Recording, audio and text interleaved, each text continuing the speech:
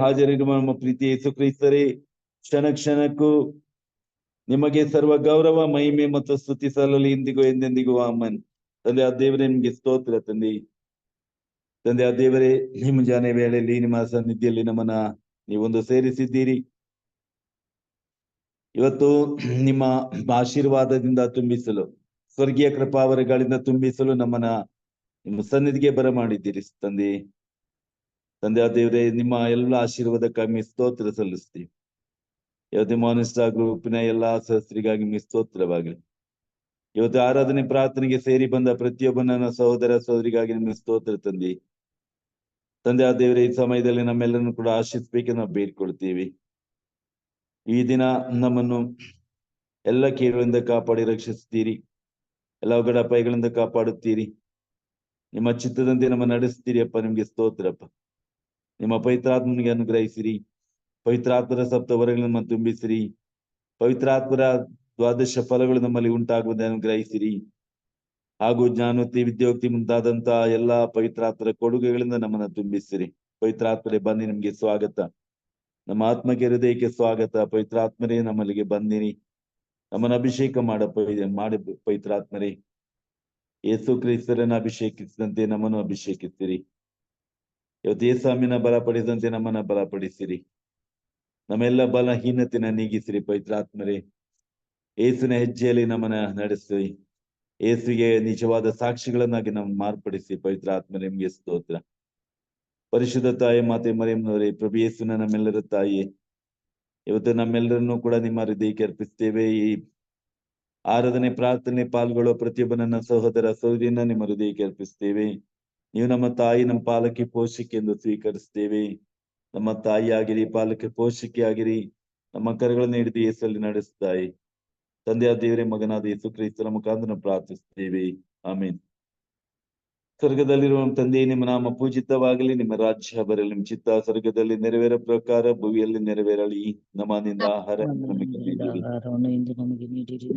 ನಮಗೆ ತಪ್ಪು ಮಾಡಿದ ನಾವು ಕ್ಷಮಿಸಬೇಕು. ನಮ್ಮನ್ನು ರಕ್ಷಿಸಿರಿ. ಆಮೆನ್. ನಮೋ ಮರಿಯವರ ಸಾದ ಪುಣ್ಯ, ಪ್ರಭು ನಿಮ್ಮನ್ನು ದಾರಿ ಶ್ರೀಯಲ್ಲಿ ಧನ್ಯರು ಮತ್ತು ನಿಮ್ಮ ಉದರದ ಫಲವಾದ ಪ್ರಭು ಯೇಸು ಧನ್ಯರು.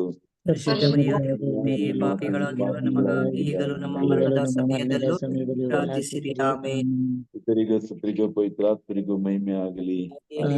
ಈಗಲೂ ಯಾವಾಗಲೂ ಯುಗ ಯುಗಾಂತರಕ್ಕೂ. Amen. Praise the Lord. Praise the Lord.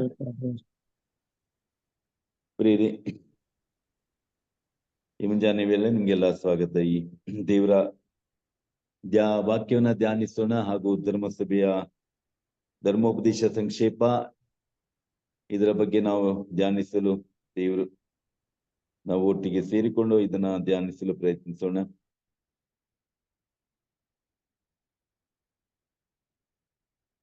ಕಳೆಸತಿ ನಾವು ಧ್ಯಾನ ಮಾಡಿದ್ದೆವು ಆರ್ಟಿಕಲ್ 146, ಕಥೋಲಿಕ ಧರ್ಮಸಭೆಯ ಧರ್ಮೋಪದೇಶ ಸಂಕ್ಷೇಪ.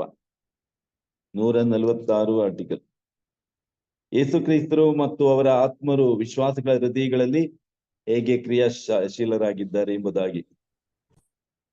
ಅದರಿಂದ ಇವತ್ತು ನಾವು 147 ಇದರ ಬಗ್ಗೆ ನಾವು ಚಿಂತನೆ ಮಾಡೋಣ. ನೆಕ್ಸ್ಟ್ ಚಾಪ್ಟರ್ ಇದು. ನಾನು ಕಥೋಲಿಕ ಧರ್ಮಸಭೆಯನ್ನು ವಿಶ್ವಾಸಿಸ್ತೇನೆ. ನಾವು ಇದರ ಬಗ್ಗೆ ಚಿಂತನೆ ಮಾಡ್ತಾ ಇದ್ದೀವಿ. ನಮ್ಮ ಪ್ರೇಷಿತರ ವಿಶ್ವಾಸ ಸಂಗ್ರಹ, ಸ್ವರ್ಗನು ಭುವಿಯನ್ನು ಸೃಷ್ಟಿಸಿದ ಸರ್ವಶಕ್ತ ದೇವರನ್ನು ವಿಶ್ವಾಸಿಸ್ತೇನೆ, ಅವರ ಏಕಮಾತ್ರ ಪುತ್ರರು ನಮ್ಮ ಪ್ರಭು ಯೇಸು ಕ್ರಿಸ್ತನ ವಿಶ್ವಾಸಿಸ್ತೇನೆ ಅಂತ. ಅದರ ಬಗ್ಗೆ ನಾವು ಈಗ ಕಥೋಲಿಕ ಧರ್ಮಸಭೆಯನ್ನ ವಿಶ್ವಾಸಿಸುತ್ತೇನೆ, ಪವಿತ್ರಾತ್ಮನ ವಿಶ್ವಾಸಿಸ್ತೇನೆ, ಪವಿತ್ರ ಕಥೋಲಿಕ ಧರ್ಮಸಭೆಯನ್ನು ವಿಶ್ವಾಸಿಸ್ತೀನಿ ಅಂತ. ನಾನು ನಿಮ್ಗೆ ಹೇಳಿದ್ದನ್ನು ಗೊತ್ತಿಲ್ಲ, ಅಲ್ಲಿ ನಮ್ಮ ಎಷ್ಟೋ ನಿವೇದನೆಗಳಲ್ಲಿ, ಉದಾಹರಣೆಗೆ ಈಗ ಬ್ಯಾಪ್ಟಿಸಮ್ ಕೊಡ್ತಾರೆ. ಬ್ಯಾಪ್ಟಿಸಮ್ ಕೊಡ್ಬೇಕಾದ್ರೆ ಅಲ್ಲಿ ಇದೇ ವಿಷಯವನ್ನ ಅಲ್ಲಿ ಗುರುಗಳು ಪ್ರಶ್ನಾರ್ಥಕರ ರೀತಿಯಲ್ಲಿ ಕೇಳುತ್ತಾರೆ ಮತ್ತು ಅಲ್ಲಿ ಜ್ಞಾನಸ್ಥಾನಕ್ಕೆ ಹಾಜರಿದ್ದರು ಉತ್ತರ ಕೊಡ್ತಾರೆ. ಪರಲೋಕನು ಭೂಲೋಕವನ್ನು ಸೃಷ್ಟಿಸಿದ ಸರ್ವಶಕ್ತ ದೇವರನ್ನು ವಿಶ್ವಾಸ್ತಿರೋ? ಹೌದು, ವಿಶ್ವಾಸ್ತೀವಿ. ಅದು ಇದೆ, ಬೇರೆ ರೀತಿಯಲ್ಲಿ ಅಲ್ಲಿ ಹೇಳ್ತಿರೋದು. ಇದನ್ನೇ ಇನ್ನೊಂದು ರೀತಿಯಲ್ಲಿ ಹೇಳುದು. ನಾವು ಎಲ್ಲ ಒಟ್ಟಾಗಿ ಅದನ್ನ ನಾವು ಹೇಳ್ತೇವೆ. ಬಟ್ ಈ ಸಂಸ್ಕಾರದ ಸಂದರ್ಭದಲ್ಲಿ ಗುರುಗಳು ಕೇಳೋದು. ಆಮೇಲೆ ಎರಡನೇದಾಗಿ ಕನ್ಯಾಮರಿಯಂ ಧರಿಸಿ ಶಿಲ್ಬೆಗೆ ಸಲ್ಪಡಾಗಿ ಸಮಾಧಿ ಮಾಡಲ್ಪಟ್ಟು ಪುನರುತ್ಥಾನವಾಗಿ ಸ್ವರ್ಗಕ್ಕೇರಿ ಹೋದ ದೇವರೊಬ್ಬನೇ ಮಗನಾದ ನಮ್ಮ ಕರ್ತರಾದ ಯೇಸು ಕ್ರಿಸ್ತನ ವಿಶ್ವಾಸ್ತಿರು ಅಂತ. ಹೌದು, ವಿಶ್ವಾಸ್ತಿ ಅಂತಾರೆ. ಆಮೇಲೆ ಮೂರನೇದಾಗಿ ಪವಿತ್ರ ಕಥೋಲಿಕ ಧರ್ಮಸಭೆ, ಪವಿತ್ರಾತ್ಮರು, ಪವಿತ್ರ ಕಥೋಲಿಕ ಸಭೆ, ಧರ್ಮಸಭೆ, ಸಂತರ ಅನ್ಯೋನ್ಯತೆ, ಪಾಪರಿಯರ ಶರೀರ ಪುನರುತ್ಥಾನ, ಇದೆಲ್ಲ ವಿಶ್ವಾಸ್ತಿರಂತ. ಬಟ್ ಅಲ್ಲಿ ನನಗೆ ಒಂದು ಏನೋ ನನಗೆ ಸ್ವಲ್ಪ ಅಂತ ಮುಜುಗರ ಆಗುದು ಏನಂತ ಹೇಳಿದ್ರೆ, ಅಲ್ಲಿ ತಂದೆ ದೇವನ ವಿಶ್ವಾಸ್ತಿರೋ ಮತ್ತೆ ಯೇಸು ಕ್ರಿಸ್ತನ ವಿಶ್ವಾಸ್ತಿರೋ ಬೇರೆ ಬೇರೆ ಕ್ವಶನ್. ಇಲ್ಲಿ ಪವಿತ್ರ ಕಥೋಲಿಕ ಧರ್ಮ, ಪವಿತ್ರ ಆತ್ಮರನ್ನು, ಪವಿತ್ರ ಕಥೋಲಿಕ ಧರ್ಮ ಸಭೆ, ಸಂತರ ಅನ್ಯೋನ್ಯತೆ, ಪಾಪರಿಹಾರ, ಶರೀರ ಪುನರುತ್ಥಾನ ಇದೆಲ್ಲ ಒಟ್ಟಿಗೆ ಹಾಕಿದ್ದಾರೆ. ಅದಕ್ಕೆ ನಾನು ಕೇಳುವಾಗ ಅದು ಸಪರೇಟ್ ಆಗಿ ಕೇಳ್ತೇನೆ. ನಮ್ಮನ್ನು ಸಮಗ್ರ ಸತ್ಯದಲ್ಲಿ ನಡೆಸುವ ಪವಿತ್ರಾತ್ಮರನ್ನ, ದೇವರನ್ನ ವಿಶ್ವಾಸ್ತಿರೋ ಅಂತ ಆ ಮೂರನೇ ಸಪರೇಟ್ ಆಗಿ ತೆಗೆದು ನಾನು ಕ್ವಶನ್ ಕೇಳ್ತಾ ಇದ್ದೀನಿ. ಗೊತ್ತೈತಲ್ಲ, ಕೆಲವು ಸತಿ ನೋಡಿ, ನಾನ್ ನಿಮ್ಗೆ ಹೇಳುದಾದ್ರೆ, ನಮ್ಮ ಬಲಿಪೂಜೆ ಪ್ರಾರ್ಥನೆ ಉಂಟಲ್ಲ, ಬಲಿಪೂಜೆಯಲ್ಲಿ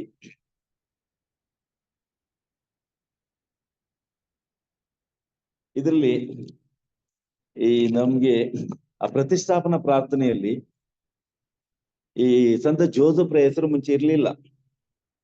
ಈಗ ಇದು ಹೊಸದಾಗಿ ಇದರಲ್ಲಿ ಈ ಜೋಸಫರಲ್ಲಿ ಹೆಸರನ್ನ ಸೇರಿಸಿದ್ದಾರೆ ನೋಡಿ. ಇಲ್ಲಿ ನಮ್ಮ ಮೇಲೆ ದಯ ತೋರಿ ದೇವಮಾತೆ ಪೂಜ್ಯ ಕನ್ಯಾಮರಿಯಂನವರೊಂದಿಗೂ ಆಕೆಯ ಪತಿ ಸಂತ ಜೋಸೆಫ್ ಅವರೊಂದಿಗೂ, ಮುಂಚೆ ಇದು ಇರ್ಲಿಲ್ಲ, ಆಕೆಯ ಪತಿ ಸಂತ ಜೋಸೆಫ್ ಅವರೊಂದಿಗೂ ಅಂತ ಹಳೆ ಪುಸ್ತಕದಲ್ಲಿ. ಇದು ಇತ್ತೀಚೆಗೆ ಆಗಿತ್ತಲ್ವಾ. ಆದ್ರೆ ನಾನು ಮಾತ್ರ ಸಂತ ಜೋಸೆಫ್ ಹೆಸರನ್ನು ಸೇರಿಸ್ತಾ ಇದ್ದೆ ಪ್ರತಿ ಸತಿ ಬಲಿಪೂಜೆಯಲ್ಲಿ. ಆಮೇಲೆ ನೋಡಿದ್ರೆ ಹೊಸ ಇದು ಬರ್ಬೇಕಾದ್ರೆ ಅಲ್ಲಿ ಸಂತ ಜೋಸೆಫ್ ಹೆಸರು ಪ್ರಿಂಟ್ ಆಗಿ ಬಂದಿದೆ. ಬಹಳ ಖುಷಿ ಆಯ್ತು ನನಗೆ. ಆಮೇಲೆ ಇದರಲ್ಲಿ ಕೂಡ ಅದೇ ತರ ನೋಡಿ, ಈಗ ನಾನು ಇಲ್ಲಿ ಕೂಡ ನನ್ಗೆ ಅದೇ ತರ ಅನ್ನಿಸ್ತಾ ಇದೆ. ಇಲ್ಲಿ ಪವಿತ್ರ ಆತ್ಮರನ್ನ, ಪವಿತ್ರ ಕಥೋಲಿಕ ಧರ್ಮಸಭೆಯನ್ನ, ಸಂತರ ಅನ್ಯೋನ್ಯತೆನ, ಪಾಪರಿಹಾರ ಎಲ್ಲ ಒಟ್ಟಿಗೆ. ಆದ್ರೆ ನಾನು ಸಪ್ರೇಟ್ ಆಗಿ ಹೇಳ್ತಾ ಇದ್ದೀನಿ. ಮೂರನೇದಾಗಿ ಅವರಿಗೆ ಕ್ವಶನ್ ಕೇಳುವಾಗ, ನಮ್ಮನ್ನು ಸಮಗ್ರ ಸತ್ಯದಲ್ಲಿ ನಡೆಸುವ ಪವಿತ್ರಾತ್ಮರನ್ನು ವಿಶ್ವಾಸ್ತಿರೋ? ಹೌದು, ವಿಶ್ವಾಸ್ತಿ. ಆಮೇಲೆ ಮತ್ತೆ ನಾಲ್ಕನೇದಲ್ಲಿ ಪವಿತ್ರ ಕಥೋಲಿಕ ಧರ್ಮಸಭೆ, ಸಂತರ ಅನ್ಯೋನ್ಯತೆ, ಪಾಪರಿಹಾರ, ಶರೀರ ಪುನರುತ್ಥಾನ, ನಿತ್ಯ ಜೀವಾಯುಗಳನ್ನು ವಿಶ್ವಾಸ್ತಿರೋ ಅಂತ. ಆಮೇಲೆ ಅದು ಸಪ್ರೇಟ್ ಆಗಿ ಹೇಳ್ತೀನಿ. ಇದೇ ತರ ಇನ್ನು ಹೊಸ ಇದರಲ್ಲಿ ಬಂದ್ರೆ ಚೆನ್ನಾಗಿತ್ತು ಅಂತ ನಾನು ಆಶಿಸ್ತೇನೆ, ಹಾರೈಸ್ತೇನೆ. ಹಾಗೆ ಈಗ ಕಥೋಲಿಕ ಧರ್ಮಸಭೆಯನ್ನ ವಿಶ್ವಾಸಿಸುತ್ತೇನೆ ಅಂತ. ಅದರಿಂದ ಈ ಕಥೋಲಿಕ ಧರ್ಮಸಭೆ ಅಂದ್ರೆ ಏನು ಅಂತ ನಾವು ತಿಳ್ಕೊಳಿಕೆ ಪ್ರಯತ್ನ ಮಾಡೋಣ. ಧರ್ಮಸಭೆ ಎಂಬ ಪದದ ಅರ್ಥ ಏನು ಅಂತ. ಕಥೋಲಿಕ ಅಂತ ಹೇಳಿದ್ರೆ ಕ್ಯಾಥೋಲಿಕ್ ಅಂದ್ರೆ ವಿಶ್ವವ್ಯಾಪಿ ಅಂತ ಅರ್ಥ. ವಿಶ್ವವ್ಯಾಪಿ ಧರ್ಮಸಭೆ ಅಂದ್ರೆ ನಾವು ಎಲ್ಲಿದ್ರು ಕೂಡ ನಮ್ಮ ವಿಶ್ವಾಸ, ಅಮೆರಿಕ, ಲಂಡನ್, ಜಪಾನ್ ಎಲ್ಲಿದ್ರು ಕೂಡ ನಮ್ಮ ವಿಶ್ವಾಸ ಅದು ಒಂದೇ, ಸರ್ವವ್ಯಾಪಿ. ಇಡೀ ವಿಶ್ವದಲ್ಲಿರುವಂತ ಎಲ್ಲ ಕ್ಯಾಥಲಿಕ್ ಸಭೆ ಒಂದೇ ವಿಶ್ವಾಸ ಪ್ರಕಟಿಸ್ತಾ ಇದೆ. ಈಗ ನಾವು ಹೇಳ್ತಿರುವ ಹಾಗೆ ಈ ಪ್ರೇಷಿತರ ವಿಶ್ವಾಸ ಸಂಗ್ರಹ ಉಂಟಲ್ಲ, ಅದು ಎಲ್ಲ ಕಡೆ ಈ ಅದೇ ಸಭೆಗಳಲ್ಲಿ ನಾವು ನೋಡ್ತಾ ಇದ್ದೇವೆ. ಸಭೆಗಳಲ್ಲಿ ಎಷ್ಟು ವ್ಯತ್ಯಾಸ ಇದೆ ಅಂತ ಹೇಳಿದ್ರೆ, ಕೆಲವರು ತಂದೆ ದೇವ್ನ, ಯೆಹೋವ ದೇವ್ನ ಮಾತು ನಂಬೋರು, ಯೆಹೋವ ಸಾಕ್ಷಿಗಳು. ಇನ್ನು ಕೆಲವರು ಪವಿತ್ರಾತ್ಮ ಮಾತ್ರ, ಪೆಂಟಿಕಾಸ್ಟಲ್ಸ್, ಬರೀ ಅಭಿಷೇಕ ಪವಿತ್ರಾತ್ಮ ಅದಕ್ಕೆ ಜಾಸ್ತಿ ಇದು ಕೊಡೋರು. ಇನ್ನು ಯೇಸುವನ್ನೇ ದೇವರು ಅಂತ ಹೇಳ್ಕೊಂಡು ಹೇಳುವವರು ಇದ್ದಾರೆ, ಯೇಸುವಿಗೆ ಗಮನ ಕೊಡು. ಹಾಗೆ ಮತ್ತೆ ವಿಶ್ವಾಸಗಳಲ್ಲಿ ಮತ್ತೆ ಅಲ್ಲಿ ಬೇರೆ ಅದರ ಒಳಗೆ ಕೂಡ ಮತ್ತೆ ಸಣ್ಣ ಪುಟ್ಟ ವಿಷಯಗಳಿಗೆ ಅಲ್ಲಿ ಬೇರೆ ಬೇರೆಯಾಗಿ ಅದು ಇವ್ರು ನಂಬಲ್ಲ, ಇದು ಅದನ್ನ ನಂಬಲ್ಲ ಅಂತ ಹೇಳ್ಬಿಟ್ಟು. ಆದ್ರೆ ನಮ್ಮ ಕ್ಯಾಥಲಿಕ್ ಸಭೆ ಇಡೀ ವಿಶ್ವದಲ್ಲಿ ಅದು ಒಂದೇ ವಿಶ್ವಾಸ. ಒಂದು ವೇಳೆ ಅದರಿಂದ ಏನಾದ್ರೂ ಸ್ವಲ್ಪ ಬೇರ್ಪಟ್ರೆ ಅವರು ಸಭೆಯಿಂದ ಹೊರಗಡೆ, ಅವರು ನಮ್ಮ ಕ್ಯಾಥಲಿಕ್ ಸಭೆಗೆ ಬರುವುದಿಲ್ಲ. ಅವರು ಹೌದು ಯಾವುದೋ ಒಂದು ಡಿನಾಮಿನೇಷನ್ ಆಗ್ಬಿಡ್ತಾರೆ, ಅವರು ಯಾವುದೋ ಒಂದು ಪಂಗಡ ಆಗ್ಬಿಡ್ತಾರೆ ಅವರು. ಅದಕ್ಕೆ ನಾವ್ ಹೇಳ್ತಿದ್ದು ಕಥೋಲಿಕ ಧರ್ಮ ಸಭೆ, ಗೊತ್ತೈತಲ್ಲ. ಅದರಿಂದ ಈ ವಿಶ್ವದಲ್ಲಿ ಎಲ್ಲ ಕಡೆ ಬಲಿ ಪೂಜೆ ಎಲ್ಲ ಒಂದೇ ರೀತಿಯದು. ನಾವು ಎಲ್ಲೋದ್ರೂ ಕೂಡ ಬಲಿ ಪೂಜೆಯಲ್ಲಿ, ಅದರಿಂದ ನಮ್ಗೆ ಅಲ್ಲಿ ಭಾಷೆದು ತೊಂದರೆ ಬರುವುದಿಲ್ಲ. ಯಾಕೆಂದ್ರೆ ನಮಗೆ ವಿಷಯಗಳೇ ಗೊತ್ತುಂಟಲ್ಲಿ. ಇಡೀ ಬಲಿಪೂಜೆ ನಮ್ಗೆ ಪ್ರತಿಯೊಬ್ಬರಿಗೆ ಇಷ್ಟು ವರ್ಷದಿಂದ ಬಾಯಿಪಾಠನೇ ಬರ್ತಾ ಇದೆ. ಗುರುಗಳಿಗಾಗ್ಲಿ ಜನರಿಗಾಗ್ಲಿ ಕೇಳಿ ಕೇಳಿ ಬಾಯಿಪಾಠ. ಆದ್ರಿಂದ ನಮ್ಗೆ ಯಾವುದೇ ಭಾಷೆಯಲ್ಲಿ ಆದ್ರೂ ಕೂಡ ನಮ್ಗೆ ಬಲಿಪೂಜೆ ಪರ್ಫೆಕ್ಟ್ ಆಗಿ ಅರ್ಥ ಆಗ್ತದೆ. ಯಾಕಂದ್ರೆ ನಮ್ಗೆ ಅವ್ರು ಏನ್ ಹೇಳ್ತಾರೆ ನಮ್ಗೆ ಗೊತ್ತಾಗ್ತದೆ, ಗೊತ್ತಾಯ್ತಲ್ಲ. ಆದ್ರಿಂದ ನಮ್ಗೆ ಇದೊಂದು ಅನುಕೂಲ ಆಗ್ತದೆ. ಬಲಿಪೂಜೆಯಲ್ಲಿ ಭಾಗವಹಿಸ್ಲಿಕ್ಕೆ ಯಾವುದೇ ಭಾಷೆ ಆದ್ರೂ ಕೂಡ ನಮ್ಗೇನು ತೊಂದರೆ ಆಗಲ್ಲ. ನಮ್ಗೇನು ಅದು ಅಲ್ಲಿ ಹೇಳುವಂತ ವಿಷಯಗಳೇನಂತ ನಮ್ಗೆ ಗೊತ್ತಾಗ್ತದೆ. ಮತ್ತೆ ಉತ್ತರ ಕೊಡ್ಲಿಕ್ಕೂ ನಮ್ಗೆ ಅಂದ್ರೆ ಅವರ ಭಾಷೆ ಬರೆದಿದ್ರು ಕೂಡ ನಮ್ಮ ಮನ್ಸೊಳಗೆ ನಮ್ಮ ಭಾಷೆಯಲ್ಲಿ ಉತ್ತರ ಕೊಡ್ತಾ ಇರ್ತೀವಿ ನಾವು. ಅದಕ್ಕೆ ಹೇಳುದು ಕಥೋಲಿಕ ಧರ್ಮಸಭೆ, ಕ್ಯಾಥೋಲಿಕ್ ವಿಶ್ವವ್ಯಾಪಿಯಾಗಿರುವಂತಹದ್ದು ಧರ್ಮಸಭೆ. ಧರ್ಮಸಭೆ ಎಂಬ ಪದ ದೇವರು ಭೂಲೋಕದ ಪ್ರತಿ ಭಾಗದಿಂದ ಕರೆದು ಒಂದುಗೂಡಿಸಿದ ಜನರನ್ನ ಸೂಚಿಸುತ್ತದೆ. ಅವರ ವಿಶ್ವಾಸ ಮತ್ತು ದೀಕ್ಷಾ ಸ್ನಾನದ ಮುಖಾಂತರ ದೇವರ ಮಕ್ಕಳಾಗಿ, ಯೇಸು ಕ್ರಿಸ್ತರ ಅಂಗಾಂಗಗಳಾಗಿ, ಪವಿತ್ರಾತ್ಮರ ಆಲಯಗಳಾಗಿ ಸಂಘಟಿತರಾದ ಸಮುದಾಯವಾಗಿದ್ದಾರೆ. ಧರ್ಮಸಭೆ ಅಂದ್ರೆ ಏನಂತ ಗೊತ್ತಾಯ್ತಲ್ಲ ಈಗ. ಧರ್ಮಸಭೆ ಎಂಬ ಪದ ಒಂದು ಶಬ್ದ, ಪದ, ವರ್ಡ್. ದೇವರು ಭೂಲೋಕದ ಪ್ರತಿ ಭಾಗದಿಂದ ಕರೆದು ಒಂದುಗೂಡಿಸಿದ, ಪ್ರತಿ ಭಾಗದಿಂದ, ಅದು Bharat, China, Japan, America, London, Africa, ಎಲ್ಲ ವಿಶ್ವವ್ಯಾಪಿ, ರಷ್ಯಾ, ಪ್ರೇರಿ ಎಲ್ಲಾ ದೇಶದ. ಅದಕ್ಕೆ ಸಮಯ ಹೇಳ್ತಾರೆ, ಹೋಗಿ ಪ್ರಪಂಚದ ಮೂಲೆ ಮೂಲೆಗೂ ಹೋಗಿ. ಮತ್ತೈನ ಸ್ವಾರ್ಥ 22ನೇ ಅಧ್ಯಾಯದಲ್ಲಿ ಕೊನೆಯ ವಚನದಲ್ಲಿ ನಾವು ಓದ್ತಾ ಇದ್ದೀವಿ, ಯೇಸಮ್ಮಿ ಶಿಷ್ಯರಿಗೆ ಆದೇಶ ಕೊಟ್ಟು ಕಳಿಸ್ತಾರೆ, ಪ್ರಪಂಚದ ಮೂಲೆ ಮೂಲೆಗಳಿಗೂ ಹೋಗಿ ಎಲ್ಲ ಕಡೆ ಶುಭ ಸಂದೇಶ ಪ್ರಬೋಧಿಸಿರಿ. ಅದರಿಂದ ಆಜ್ಞೆ ಪ್ರಕಾರ ಶಿಷ್ಯರು ಎಲ್ಲ ಕಡೆಗೆ ಹೋದ್ರು ಅಂತ ನಾವು ಬೈಬಲ್ ನಲ್ಲಿ ತಿಳ್ಕೊಳ್ತಾ ಇದ್ದೀವಿ. ನಾವು ಎಲ್ಲ ಕಡೆಗೆ ಶಿಷ್ಯರು ಹೋಗ್ಕೊಂಡು ಸ್ವಾರ್ಥಿನ ಸಾರುವಂತದ್ದನ್ನ ನಾವು ನೋಡ್ತೀವಿ. ಯೇಸುವಿನ ಆಜ್ಞೆಯನ್ನ ಪಾಲಿಸಿಕೊಂಡು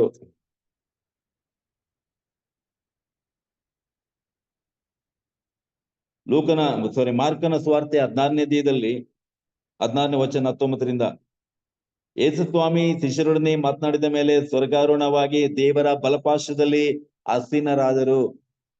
ಇತ್ತ ಶಿಷ್ಯರು ಹೊರಟು ಹೋಗಿ ಎಲ್ಲಾ ಕಡೆಗಳಲ್ಲಿ ಶುಭ ಸಂದೇಶವನ್ನ ಬೋಧಿಸತೊಡಗಿದರು. 15ನೇ ವಚನ, ನೀವು ವಿಶ್ವದ ಎಲ್ಲ ಕಡೆಗಳಿಗೆ ಹೋಗಿ ಜಗತ್ತಿಗೆಲ್ಲಾ ಶುಭ ಸಂದೇಶ ಪ್ರಬೋಧಿಸಿರಿ. ಮಾರ್ಕ್ 16:15, ವಿಶ್ವದ ಎಲ್ಲ ಕಡೆಗಳಿಗೂ ಹೋಗಿ. ಅಂದ್ರೆ ಸ್ವರ್ಗ ರಾಜ್ಯಕ್ಕೆ ಎಲ್ರಿಗೂ ಆಮಂತ್ರಣವಿದೆ, ಇನ್ವಿಟೇಷನ್ ಇದೆ, ಗೊತ್ತೈತಲ್ಲ. ಈ ಕೆಲವು ಕಡೆ ನಾವು ನೋಡ್ತೀವಿ, ಉತ್ತಮ ಜಾತಿ, ಕೀಳು ಜಾತಿ, ಕೆಲವೆಲ್ಲ ಶೂದ್ರರು, ಅವರಿಗೆ ಶೂದ್ರರಿಗೆ ಏನ್ ಗೊತ್ತಾ, ಅವರಿಗೆ ಶಾಸ್ತ್ರ ವೇದ ಗ್ರಂಥ ಮುಟ್ಲಿಕ್ಕೂ ಕೇಳಲಿಕ್ಕೂ ಅವರಿಗೆ ಅದು ವೇದ ಗ್ರಂಥ ಅವರು ಮುಟ್ಟಿದ್ರೆ ಕೈ ಕಡಿಬೇಕು, ಆಮೇಲೆ ಅದನ್ನ ಓದಿದ್ರೆ ನಾಲಿಗೆ ಕಡಿಬೇಕು, ಅದನ್ನ ದೇಹದಲ್ಲಿ ಮನನ ಮಾಡಿ ದಾನ ಮಾಡಿದ್ರೆ ದೇಹ ಕಡೆ ತುಂಡರಿಸ್ಬೇಕು ಅಂತ ಆ ಭಾಗ್ಯ ಇಲ್ಲ ಅವರಿಗೆ. ವೇದ ಗ್ರಂಥ ಓದೋದು, ತಿಳ್ಕೊಳ್ಳೋದು. ಆಮೇಲೆ ಪ್ರಿಯರಾದ್ರೆ ನಮಗೆ ಕ್ರಿಶ್ಚಿಯನ್ಗಳಿಗೆ ಯೇಸ್ವಾಮಿ ಒಂದು ಎಲ್ಲ ಅವಕಾಶ ಮಾಡಿಕೊಟ್ಟಿದ್ದಾರೆ. ಅದು ಬ್ರಾಹ್ಮಣರಾಗ್ಲಿ, ಕ್ಷತ್ರಿಯರಾಗ್ಲಿ, ಶೂದ್ರರಾಗ್ಲಿ, ಹರಿಜನರಾಗ್ಲಿ, ಗಿರಿಜನರಾಗ್ಲಿ, ಆಮೇಲೆ ಆಫ್ರಿಕಾದ ನೀಗ್ರೋಗಳಾಗ್ಲಿ, ಯಾವ ಬುಡಕಟ್ಟು ಜಾತಿ ಜನಾಂಗವಾಗ್ಲಿ, ಯೇಸ್ವಾಮಿ ಯಾವುದೇ ಭೇದ ಭಾವ ಮಾಡಿಲ್ಲ, ತಾರತಮ್ಯ ಮಾಡಿಲ್ಲ. ಹೋಗಿ ಸಕಲ ಜನರಿಗೂ, ವಿಶ್ವದ ಎಲ್ಲಾ ದೇಶ, ಕುಲ, ಗೋತ್ರ, ಜನಾಂಗಗಳಿಗೂ ಹೋಗಿ ಸುವಾರ್ತೆನ ಸಾರಿರಿ. Invitation to all. ಸ್ವರ್ಗ ಎಲ್ಲರಿಗಾಗಿ ತೆರೆಯಲಾಗಿದೆ. ಒಳ್ಳೆಯವರು, ಕೆಟ್ಟವರು, ಪಾಪಿಗಳು, ವ್ಯಭಿಚಾರಿಗಳು, ಎಂಥವರಾಗ್ಲಿ, ಯೇಸ್ವಾಮಿ ಯಾವುದೇ ಇಂಥವರಿಗೆ ಹೋಗ್ರಿ, ಒಳ್ಳೆಯವರಿಗೆ ಹೋಗ್ರಿ, ಅಥವಾ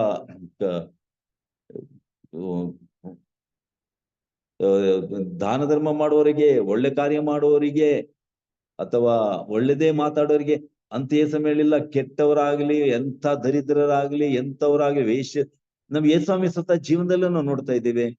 ಯೇಸಮ್ಮ ಯಾರ ಜೊತೆ ಬೆರೆತರು? ಸುಂಕ ವಸೂಲಿಗಾರರು, ಬಹಿಷ್ಕೃತರು, ವೇಶ್ಯರು, ವಿಚಾರಿಗಳಂತ, ದೂರ ಪಾಪಿಗಳಂತ ತಳ್ಳಲ್ಪಟ್ಟವರು, ಎಲ್ಲ ಅವರಿಗೆ ಹೋಗಿ ಸ್ವಾರ್ಥ ಸಾರಿದ್ರು. ತಂದೆ ದೇವರು ಎಲ್ಲರನ್ನ ಪ್ರೀತಿ ಮಾಡ್ತಿದ್ದಾರೆ. ಎಲ್ಲರೂ ತಪ್ಪು ಮಾಡಿರ್ತೀವಿ, ಆದ್ರೆ ಮನಪರಿವರ್ತನೆಗೆ ತಂದೆ ಅವಕಾಶ ಕೊಡ್ತಾರೆ. ಪಶ್ಚಾತ್ತಾಪಡ್ರಿ, ದೇವ್ರ ಕಡೆ ತಿರುಗಿಕೊಳ್ರಿ, ಎಲ್ಲರೂ ಬನ್ನಿರಿ ಅಂತ. ಆದ್ರಿಂದ ಎಲ್ರಿಗೆ ಇನ್ವಿಟೇಷನ್. ಆದ್ರಿಂದ ಧರ್ಮಸಭೆ ಎಂಬ ಭೂಲೋಕದ ಪ್ರತಿ ಭಾಗದಿಂದ ಕರೆದು ದೇವರು ಭೂಲೋಕದ ಪ್ರತಿ ಭಾಗದಿಂದ, ಪ್ರಪಂಚದ ಮೂಲೆ ಮೂಲೆಗಳಿಂದ ದೇವರು ಜನರನ್ನ ಕರೆದು ಒಂದುಗೂಡಿಸಿದ ಜನರನ್ನ ಸೂಚಿಸುತ್ತದೆ. ಅದಕ್ಕೆ ಹೇಳುದು ವಿಶ್ವವ್ಯಾಪಿ ಅಂತ. ಕಥೋಲಿಕ ಧರ್ಮ ವಿಶ್ವವ್ಯಾಪಿ. ಅದು ಯಾವುದೇ ಭಾಗಗಳನ್ನ ದೇವರು ನಿರ್ಬಂಧಿಸಿಲ್ಲ.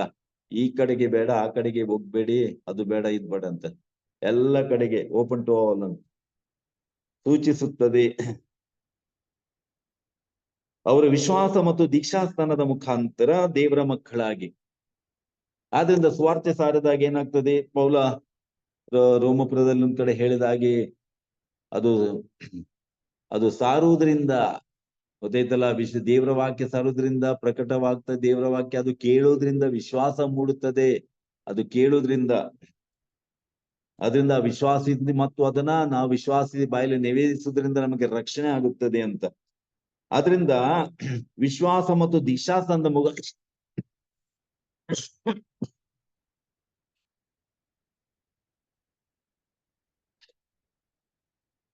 ಅಲ್ಲಿ ಸ್ವಾಮಿ ಹೇಳಿದಂತ ಮಾರ್ಕ್ಸಲ್ಲಿ ಬರೆದಿರ್ತಾರೆ, ವಿಶ್ವಾಸವಿಟ್ಟು, ಮಾರ್ಕ 16:16 ವಿಶ್ವಾಸವಿಟ್ಟು ದೀಕ್ಷಾಸ್ನಾನ ಪಡೆಯುವನು ಜೀವೋದ್ಧಾರ ಹೊಂದುತ್ತಾನೆ, ನಂಬದೇ ಇರುವವನು ಖಂಡನೆಗೆ ಗುರಿಯಾಗುತ್ತಾನೆ. ಅದರಿಂದ ಮಾರ್ಕ್ 16:16 ವಿಶ್ವಾಸವಿಟ್ಟು ದೀಕ್ಷಾಸ್ನಾನ ಪಡೆಯುವವನು ರಕ್ಷಣೆ ಹೊಂದುತ್ತಾನೆ. ಆದ್ರಿಂದ ಇಲ್ಲಿ ನಮ್ಮ ಕ್ಯಾಟಗಿಸಮ್ ಏನ್ ಹೇಳ್ತದೆ ಅಂತ ಹೇಳಿದ್ರೆ, ವಿಶ್ವಾಸ ಮತ್ತು ದೀಕ್ಷಾಸ್ನಾನದ ಮುಖಾಂತರ ದೇವರ ಮಕ್ಕಳಾಗಿ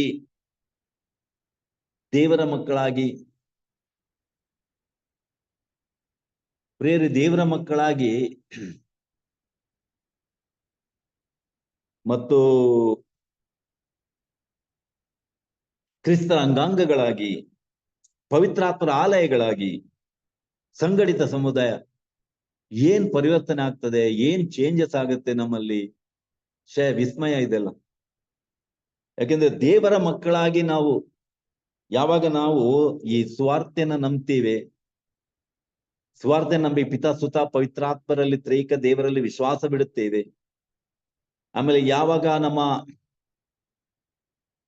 ಯೇಸು ನಮ್ಮ ಸ್ವಂತ ರಕ್ಷಕಾಗಿ ಸ್ವೀಕಾರ ಮಾಡ್ತೀವಿ, ನಾವು ನಮ್ಮ ಜೀವಿತ ಅವರಿಗೆ ಅರ್ಪಿಸಿ ಬ್ಯಾಪ್ಟಿಸಮ್ ತಗೊಳ್ತೀವಿ, ಅವಾಗ ಏನಾಗ್ತದೆ ಅಂತ ಹೇಳಿದ್ರೆ ನಾವು ದೇವರ ಮಕ್ಕಳಾಗಿ ಪರಿವರ್ತನೆ ಹೊಂದ್ತೀವಿ, ದೇವರ ಮಕ್ಕಳಾಗಿ ರೂಪಾಂತರಗೊಂಡವರಾಗ್ತೀವಿ ನಾವು.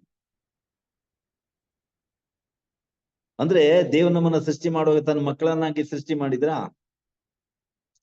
ಬೈಬಲ್ ನಲ್ಲಿ ಎಲ್ಲೂ ಕೂಡ ಹೇಳಿಲ್ಲ ದೇವ್ರು ತನ್ನ ಮಕ್ಕಳನ್ನಾಗಿ ಸೃಷ್ಟಿ ಮಾಡ. ಆದಿಕಾಂಡ 1:26 ಏನ್ ಹೇಳ್ತಾ ಇದೆ? ಆದಿಕಾಂಡ 1:26 ದೇವರು ಮನುಷ್ಯರನ್ನ ತನ್ನ ಸ್ವರೂಪದಲ್ಲಿ ಉಂಟು ಮಾಡಿದರು, ಅವ್ರನ್ನ ಗಂಡು ಹೆಣ್ಣಾಗಿ ಉಂಟು ಮಾಡಿದ್ರು. ಆದ್ರೆ ಸ್ವರೂಪದಲ್ಲಿ ಅಂತ ಅಷ್ಟೇ ಹೇಳ್ತಾ ಇದೆ, ಮಕ್ಕಳನ್ನಾಗಿ ಉಂಟು ಮಾಡಿದ್ರು ಅಂತ ಬೈಬಲ್ ಹೇಳುವುದಿಲ್ಲ. ಗೊತ್ತಾಯ್ತಲ್ಲ, ಮಕ್ಕಳನ್ನಾಗಿ ದೇವರು ಉಂಟು ಮಾಡಿದ್ರು ಅಂತ. ಇದು ಸಂತ ಪೌಲ ಎಫೆಸ ಪತ್ರಿಕೆಯಲ್ಲಿ ಬಹಳ ಸ್ಪಷ್ಟವಾಗಿ ಹೇಳ್ತಾ ಇದ್ದಾರೆ. ಸಂತ ಪೌಲ ಎಫೆಸ ಪತ್ರಿಕೆಯಲ್ಲಿ ಬಹಳ ಕ್ಲಿಯರ್ ಆಗಿ ಬಹಳ ಚೆನ್ನಾಗಿ ಹೇಳ್ತಿದ್ದಾರೆ ಅವರು. 1ನೇ ವಚನ, ಜಗತ್ತು ಸೃಷ್ಟಿಯಾಗುವ ಮೊದಲೇ ದೇವರು ಜಗತ್ತು ಸೃಷ್ಟಿಯಾಗುವ ಮೊದಲೇ ದೇವರು ಯೇಸು ಕ್ರಿಸ್ತರಲ್ಲಿ ನಮ್ಮನ್ನು ತಮ್ಮವರನ್ನಾಗಿ ಆರಿಸ್ಕೊಂಡ್ರು. ಹೀಗೆ ದೇವರ ಸನ್ನಿಧಿಯಲ್ಲಿ ನಿಷ್ಕಳಂಕರು ನಿರ್ದೋಷಿಗಳು ಆಗಿರ್ಬೇಕೆಂದು ಇಚ್ಛೆ ಪಟ್ರು. ನಮ್ಮ ಮೇಲಿನ ಪ್ರೀತಿಯಿಂದಾಗಿ ದೇವರು ಯೇಸು ಕ್ರಿಸ್ತನ ಮುಖಾಂತರ ನಮ್ಮನ್ನು ತಮ್ಮ ಮಕ್ಕಳನ್ನಾಗಿಸಿಕೊಳ್ಳಲು ಆಗಲೇ ನಿರ್ಧರಿಸಿದ್ದರು. ನಿರ್ಧಾರ ಮಾಡಿದ್ದಾರೆ, ಬಟ್ ಅದು ಕಾರ್ಯರೂಪಕ್ಕೆ ಬಂದಿರಲಿಲ್ಲ ಅವಾಗ. ಆ ದೇವರ ಯೋಜನೆ ಅದು. ನಮ್ಮನ್ನ ಏನ್ ಮಾಡ್ಬೇಕಂತ ಹೇಳಿಕೊಂಡು ಪೌಲ ಹೇಳ್ತಾನೆ ಇಲ್ಲಿ, ದೇವರು ಕ್ರಿಸ್ತ ಯೇಸುನ ಮುಖಾಂತರ ನಮ್ಮನ್ನು ತಮ್ಮವ್ರನ್ನಾಗಿ ಆರಿಸ್ಕೊಂಡ್ರು. ಅಂದ್ರೆ ನಾವು ದೇವರಿಗೆ ಸ್ವಂತವಾಗಿರ್ಲಿಲ್ಲ, ದೇವ್ರು ಸೃಷ್ಟಿ ಮಾಡಿದ್ರು. ಮರ ಗಿಡ ಸೃಷ್ಟಿ ಮಾಡಿದ್ರು, ಸೂರ್ಯ ನಕ್ಷತ್ರ, ಪ್ರಾಣಿ ಪಕ್ಷಿ ಸೃಷ್ಟಿ ಮಾಡಿದ್ರು, ಮನುಷ್ಯರನ್ನ ಕೂಡ ಸೃಷ್ಟಿ ಮಾಡಿದ್ರು. ಆದ್ರೆ ಇಲ್ಲಿ ದೇವರು ತಮಗೆ ಸ್ವಂತ ಅನ್ಯೋನ್ಯತೆನ ಬರುವುದಕ್ಕೋಸ್ಕರ ಯೇಸು ಬರ್ಬೇಕಾಯ್ತು. ಅಂದ್ರೆ ಆ ಎಲ್ಲ ಕ್ರೆಡಿಟ್ ಉಂಟಲ್ಲ, ಮೆರಿಟ್ ಉಂಟಲ್ಲ, ಅದು ಯೇಸುಗೆ ಮಾತ್ರ ಸಲ್ಬೇಕು. ಅದು ದೇವರ ಅದ್ಭುತ ಯೋಜನೆ. ಅದು ನಮ್ಮನ್ನ ಅಂದ್ರೆ ದೇವರು ಆಗ್ಲೇ ಪರ್ಫೆಕ್ಟ್ ಆಗಿ ನಮ್ಮನ್ನ ಸೃಷ್ಟಿ ಮಾಡಿದ್ರೆ ಯೇಸುಗೆ ಏನ್ ಕೆಲಸ ಇಲ್ವಲ್ಲ, ಪವಿತ್ರಾತ್ಮರಿಗೆ ಏನ್ ಕೆಲಸ ಉಂಟಲ್ಲಿ? ನಮ್ಮನ್ನ ಒಂದ್ ವೇಳೆ ದೇವರು ನಮ್ಮನ್ನ ಪರ್ಫೆಕ್ಟ್ ಆಗಿ ಸೃಷ್ಟಿ ಮಾಡಿದ್ರೆ ಆವಾಗ್ಲೇ ತನ್ನ ಮಕ್ಕಳನ್ನಾಗಿ ಮತ್ತು ಪರ್ಫೆಕ್ಟ್ ಆಗಿ ಪರಿಶುದ್ಧ ಸೃಷ್ಟಿ ಮಾಡಿ ಬಿಟ್ಟಿದ್ರೆ ಇಲ್ಲಿ ಯೇಸುವಿಗೆ ಏನ್ ಕೆಲಸ ಇಲ್ಲ, ಪವಿತ್ರಾತ್ಮರಿಗೂ ಕೆಲಸ ಇಲ್ಲ ಇಲ್ಲಿ. ಮತ್ತು ಪ್ರಿಯರೇ, ಅಷ್ಟು ಸುಲಭವಾಗಿ ಅಂತ ಕಾರ್ಯಗಳು ಆಗುವಂತದ್ದಲ್ಲ ಅದು. ದೇವರು ನಮ್ಮನ್ನ ಮಾಡ್ಲಿಕ್ಕೆ ದೇವರೊಂದು ಎಷ್ಟೊಂದು ಪ್ರಯತ್ನ ಪಟ್ಟಿದ್ದಾರೆ ಅಂತ ಹೇಳಿದ್ರೆ, ದೇವರು ಎಷ್ಟು ದೇವರ ಸಂಪನ್ಮೂಲಗಳನ್ನ ಉಪಯೋಗಿಸ್ಕೊಂಡು ನಮ್ಮನ್ನ, ಅಂದ್ರೆ ಅಲ್ಲಿ ನಮ್ಗೆ ಗೊತ್ತಾಗ್ತದೆ ದೇವರಿಗೆ ನಾವು ಎಷ್ಟು ಮುಖ್ಯ, ಇಂಪಾರ್ಟೆಂಟ್ ಅಂತ ನಮ್ಗೆ ಇಲ್ಲಿ ಗೊತ್ತಾಗ್ತದೆ. ಅಷ್ಟು ಗಮನ ಕೊಡ್ಬೇಕಾದ್ರೆ ನಮ್ಮ ಬಗ್ಗೆ ಇಡೀ ಪಿತಾಸುತ ಪವಿತ್ರಾತ್ಮ ತ್ರೈಕ ದೇವರೇ ನಮ್ಮ ರಕ್ಷಣೆ ವಿಷಯದಲ್ಲಿ ಅಷ್ಟು ಗಮನ ಕೊಡ್ತಾರ ಅಂತ ಹೇಳಿದ್ರೆ ನಾವು ಎಷ್ಟು ದೇವರಿಗೆ ಮುಖ್ಯ ಅಂತ. ಅದಕ್ಕೆ ಯೆಶಾಯ ಪ್ರವಾದಿಗಳ 43:4 you are precious to me, you are my beloved highly honoured ಅಂತ. ನೀನ್ ನನಗೆ ಅತಿ ಪ್ರಿಯನು, ಅತಿ ಘನವಂತನು, ನನಗೆ ಅತಿ ಅಮೂಲ್ಯನು ಅಂತ ದೇವರ ವಾಕ್ಯ. ಪ್ರಿಯರೇ, ಅಲ್ಲಿ ಗೊತ್ತಾಗ್ತದೆ ದೇವರು ಪಿತಾದ ಪವಿತ್ರಾತ್ಮ ಎಷ್ಟು ನಮ್ ಕಡೆ ಗಮನ ಕೊಡ್ತಾ ಇದಾರೆ ಅಂತ. ಅದರಿಂದ ಆ ವಾಕ್ಯ ಅಲ್ಲೇ ಹೇಳಲಾಗಿದೆ ನಾವು ಎಷ್ಟು ಮುಖ್ಯ ಅದು. ಆದ್ರೆ ಅವಾಗೆಲ್ಲ ಪ್ರಕಟವಾಗಿರ್ಲಿಲ್ಲ, ಬಟ್ ಕಾಲಕ್ರಮೇಣ ಪ್ರಕಟವಾಯ್ತು ಯೇಸು ಬಂದ್ಮೇಲೆ, ಪವಿತ್ರಾತ್ಮ ಬಂದ್ಮೇಲೆ.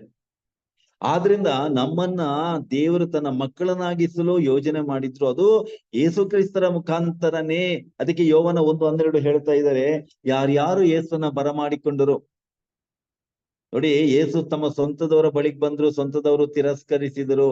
ಆದ್ರೆ ಯಾರ್ಯಾರು ಯೇಸುನ ಬರಮಾಡಿಕೊಂಡರು, ಯೇಸುನ ಸ್ವಂತ ರಕ್ಷಕ್ಕಾಗಿ ಸ್ವೀಕಾರ ಮಾಡಿಕೊಂಡ್ರು, ಅವರಿಗೆ ದೇವರ ಮಕ್ಕಳಾಗುವ ಹಕ್ಕು, ಅಧಿಕಾರ ಯೇಸು ಕೊಟ್ರು. ಅದರಿಂದ ಇದು ಎಲ್ರಿಗಿಲ್ಲ. ದೇವರ ಮಕ್ಕಳು, ಆ ಮಕ್ಕಳ ಸೌಭಾಗ್ಯ ಎಲ್ರಿಗುಂಟಾ? ಇಲ್ಲ. ಬಟ್ ಇನ್ವಿಟೇಷನ್ ಉಂಟು, ಕರೆ ಉಂಟು ಎಲ್ರಿಗೆ, ಬನ್ನಿ ಅಂತ. ಆದ್ರೆ ಕೆಲವರು ತಿರಸ್ಕಾರ ಮಾಡಿ. ಬಟ್ ಯಾರ್ಯಾರೆಲ್ಲ ಕರೆಗೆ ಹೋಗೊಟ್ಟು ಆ ವಾಕ್ಯವನ್ನು ಕೇಳ್ಬಿಟ್ಟು ಬ್ಯಾಪ್ಟಿಸಮ್ ತಗೊಂಡು ತನ್ನ ಜೀವಿತ ಯೇಸುಗೆ ಅರ್ಪಿಸ್ಬಿಟ್ಟು ಯೇಸುನ ಸ್ವಂತ ರಕ್ಷಕ್ಕಾಗಿ ಸ್ವೀಕಾರ ಮಾಡಿಕೊಂಡು ಯೇಸುಗಾಗಿ ಬದುಕುವಂತ ತೀರ್ಮಾನ ಮಾಡ್ತಾರೆ, ಆವಾಗ ಏನಾಗ್ತದೆ ಅಂತ ಹೇಳಿದ್ರೆ ಇವರಿಗೆ ದೇವರ ಮಕ್ಕಳಾಗುವಂತ ಹಕ್ಕು, ಅಧಿಕಾರ ಯೇಸು ಕೊಡ್ತಾರೆ. ಆದ್ರಿಂದ ಇದೆಲ್ಲ ಹೇಗೆ ಸಾಧ್ಯ? ವಿಶ್ವಾಸ ಮತ್ತು ದೀಕ್ಷಾಸನದ ಮುಖಾಂತರ ದೇವರ ಮಕ್ಕಳಾಗಿ ನಾವು. ಅದರಿಂದ ನಮಗೆ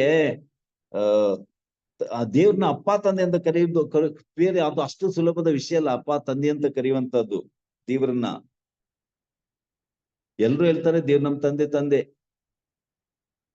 ಒಂದು ಜನಾಂಗದವ್ರನ್ನ ಬಿಟ್ಟು ಅವರಿಗೆ ಅಂದ್ರೆ ದೇವ್ರ ತಂದೆ ಅಂತ ಒಪ್ಕೊಳಿಕ್ ಆಗಿಲ್ಲ ಒಂದು ಜನಾಂಗದವರು. ಅದಕ್ಕ ಅವರ ಬೋಧನೆ ಬೇರೆ ಆಗಿರ್ತದೆ.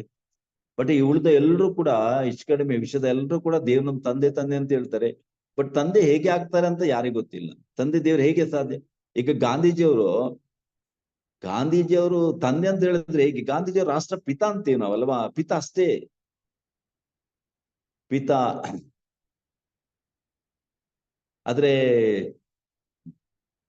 ಪಿತಾ ಅಂತ ಹೇಳಿದ್ದು ಜನರಲ್, ಅದು ಗೊತ್ತೈತಲ್ಲ. ಯಾರು ಕೂಡ ನಮ್ ರಾಷ್ಟ್ರಪಿತ. ನಮಗೂ ಅಂದ್ರೆ ನಮಗೂ ಮಹಾತ್ಮ ಗಾಂಧಿಗೂ ಅಂತ ಒಂದು ಕ್ಲೋಸ್ ಆದ ಅನ್ಯೋನ್ಯವಾದ ಸಂಬಂಧ ಇಲ್ಲ. ರಾಷ್ಟ್ರಪಿತ, ನಮ್ ದೇಶಕ್ಕಾಗಿ ಪ್ರಾಣ ಕೊಟ್ಟವರು. ನಾನ್ ಯಾರಂತ ಗಾಂಧಿ ಗೊತ್ತಿಲ್ಲ, ಗಾಂಧಿ ಅಂತ ನಾವು ತಿಳ್ಕೊಂಡಿದ್ವಿ, ಬಟ್ ವೈಯಕ್ತಿಕ ಸಂಬಂಧ ಇಲ್ಲ. ಚರಿತ್ರೆ ಕೇಳಿಸ್ಕೊಂಡಿದ್ವಿ, ಬಟ್ ಗಾಂಧೀಜಿಯವ್ರಿಗೆ ನಾವ್ ಯಾರಂತ ಗೊತ್ತಿಲ್ಲ. ಅದಕ್ಕೆ ನಾವು ರಾಷ್ಟ್ರಪಿತ ಅಂತೀವಿ. ಬಟ್ ನಾವು ಯಾರು ಕೂಡ ಗಾಂಧೀಜಿಯವ್ರನ್ನ ಡ್ಯಾಡಿ ಅಂತ ಕರೆಯಲ್ಲ. ಪಪ್ಪ ಅಂತ ಕರಿತೀವ, ಡ್ಯಾಡಿ ಅಂತ ಕರಿತೀವ. ಹಾಗೆ ಪ್ರೇರೆ, ದೇವರನ್ನ ಪಿತಾ, ವಿಶ್ವಪಿತ, ಸೃಷ್ಟಿಕರ್ತ, ಪಿತ ಅಂತ ಕರಿತೀವ ಹೊರತು ದೇವರು ಯಾರಿಗೂ ಕೂಡ ಡ್ಯಾಡಿ, ಅಪ್ಪ, ಪಪ್ಪ ಅಂತ ಆಗುದಿಲ್ಲ. ಆದ್ರೆ ಯೇಸು ಕ್ರಿಸ್ತರಿಗೆ ಮಾತ್ರ ಡ್ಯಾಡಿ ಆಗಿದ್ರು, ಪಪ್ಪ ಆಗಿದ್ರು, ತಂದೆ ದೇವರು. ಆದ್ರಿಂದ ಇಲ್ಲಿ ಏನಾಯ್ತು, ಯಾರು ಯೇಸುನ ಸ್ವೀಕಾರ ಮಾಡ್ತಾರೆ ಅವರಿಗೆ ಡ್ಯಾಡಿ, ತನ್ನ ದೇವರನ್ನ ಡ್ಯಾಡಿ ಅಂತ ಕರೆಯುವ ಹಕ್ಕು, ಅಧಿಕಾರ ಯೇಸು ಕೊಡ್ತಾರೆ. ಈಗ ಮಗ ಮಾತ್ರ ಡ್ಯಾಡಿ ಅಂತ ಕರೀತಾನೆ. ಅಪ್ಪ ಅಮ್ಮ ಅವನ ಸ್ವಂತ ತಂದೆ ತಾಯಿಗಳನ್ನ ಡ್ಯಾಡಿ ಅಂತ ಕರೀತಾನೆ. ಬಟ್ ಈ ಹಕ್ಕು ಅಧಿಕಾರ ಬೇರೆಗೆ ಯಾರಿಗಿಲ್ಲ, ಮಗನಿಗೆ ಮಾತ್ರ. ಬಟ್ ಇನ್ನೊಬ್ರಿಗೆ ಯಾರಿಗೆ ಸಿಗುತ್ತೆ? ಸೊಸೆಗೆ ಸಿಗುತ್ತದೆ, ಅವನ ಹೆಂಡತಿಗೆ ಸಿಗುತ್ತೆ. ಅದು ಯಾರು? ಮಗನ ಮುಖಾಂತರ ಸಿಗುತ್ತೆ. ಅವಳು ಮಾತ್ರ ಗಂಡನ ತಂದೆಯನ್ನ ಡ್ಯಾಡಿ ಅಂತ ಹೇಳ್ಬೋದು, ಮಮ್ಮಿ ಅಂತ ಹೇಳ್ಬೋದು, ತಾಯಿನ. ಅಧಿಕಾರ ಹಕ್ಕು ಎಲ್ಲಿಂದ ಸಿಗುತ್ತೆ? ಮಗನಿಂದ ಸಿಗುತ್ತೆ, ಮಗನಿಂದ. ಗೊತ್ತಿದ್ದಲ್ಲ. ಹಾಗೆ ಅವಳ ತಂದೆ ತಾಯಿ ಕೂಡ, ಗಂಡನು ಅವಳ ತಂದೆ ತಾಯಿಗಳ ಡ್ಯಾಡಿ ಅಂತ ಕರೀತಾನೆ, ಮಮ್ಮಿ ಅಂತ ಕರೀತಾನೆ. ಅಷ್ಟು ಕ್ಲೋಸ್ ಆ ಸಂಬಂಧ ಅವರ ಮಕ್ಕಳ ಮುಖಾಂತರ ಒಬ್ಬೊಬ್ಬರಿಗೆ ಸಿಗುತ್ತೆ. ಹೊರಗಿನವ್ರಿಗೆ ಸಿಗಲ್ಲ. ಆದ್ರಿಂದ ಇಲ್ಲಿ ದೇವರಿಗೆ ಒಬ್ಬನೇ ಮಗ ಅಂತ ಬೈಬಲ್ ಹೇಳ್ತಾ ಇದೆ. ದೇವರಿಗೆ ಎಷ್ಟು ಮಕ್ಕಳು? ಒಬ್ಬನೇ ಮಗ. ಯೋಹನ 3:16 ದೇವರು ಎಷ್ಟು ಪ್ರೀತಿ ಮಾಡಿದ ಲೋಕ, ತನ್ನ ಒಬ್ಬನೇ ಏಕೈಕ ಪುತ್ರನನ್ನ, ಒಬ್ಬನೇ ಮಗನನ್ನ ಧಾರೆ ಎರೆದ್ರು ಅಂತ. ಆದ್ರಿಂದ ಯೇಸು ಕ್ರಿಸ್ತರು ಮಾತ್ರ ದೇವರನ್ನ ಡ್ಯಾಡಿ ಅಂತ ಕರಿಬಹುದು, ಅಪ್ಪ ಅಂತ ಕರಿಬಹುದು. ಯೇಸು ಕ್ರಿಸ್ತರು ಒಬ್ಬರೇ. ಬಟ್ ಇಲ್ಲಿ ಏನಾಗಿದೆ ಅಂತ ಹೇಳಿದ್ರೆ, ಈ ಅಧಿಕಾರ ನಮ್ಗೆ ಯೇಸು ಸ್ವಾಮಿ ಕೊಡ್ತಾರೆ. ಉದಾಹರಣೆಗೆ ಲೂಕನ ಸ್ವಾರ್ಥ 11ನೇ ಅಧ್ಯಾಯದಲ್ಲಿ ಯೇಸು ಹೇಳ್ತಾರೆ, ಹೇಗೆ ಪ್ರಾರ್ಥನೆ ಮಾಡ್ಬೇಕು? ಈ ತರ ಪ್ರಾರ್ಥನೆ ಮಾಡಿ, ಸ್ವರ್ಗದಲ್ಲಿರುವ ದೇವರೇ, ಸರ್ವಶಕ್ತರೇ, ಸ್ವರ್ಗದಲ್ಲಿರುವ ಮಹೋನ್ನತರೇ, ಇಲ್ಲ ಸ್ವರ್ಗದಲ್ಲಿ ನಮ್ ತಂದೆ ಡ್ಯಾಡಿ. ಯಾಕೋ ಯೇಸು ಅವರೇ ಕಲಿಸ್ತಾರೆ ನಮ್ಗೆ ದೇವ್ರನ್ನ ಡ್ಯಾಡಿ ಅಂತ ಕರೀರಿ ಅಂತ. ಅದೇ ಪ್ರಕಾರ ಯೋಹನರ ಸುವಾರ್ತೆ, ಯೋಹನರ ಶುಭ ಸಂದೇಶ 20ನೇ ಅಧ್ಯಾಯದಲ್ಲಿ ಯೇಸುಸ್ವಾಮಿ ಪುನರುತ್ಥಾನವಾದ್ಮೇಲೆ ಮೇರಿ ಮ್ಯಾಗ್ದಲಿನ್ ಆಕೆಗೆ ಏನ್ ಹೇಳ್ತಾರೆ? 20:17ನೇ ವಚನ. ಆದ್ರಿಂದ ಯೇಸುಸ್ವಾಮಿ ಮರಿಯ ಮಗ್ದಲನಿಗೆ, ನನ್ನನ್ನು ಹಿಡಿದುಕೊಂಡಿರಬೇಡ, ನಾನು ಇನ್ನು ಪಿತನ ಬಳಿಗೆ ಏರಿ ಹೋಗಿಲ್ಲ, ನೀನು ನನ್ನ ಸಹೋದರರ ಬಳಿಗೆ, ಬ್ರದರ್ಸ್, ಸೋದರರ ಬಳಿಗೆ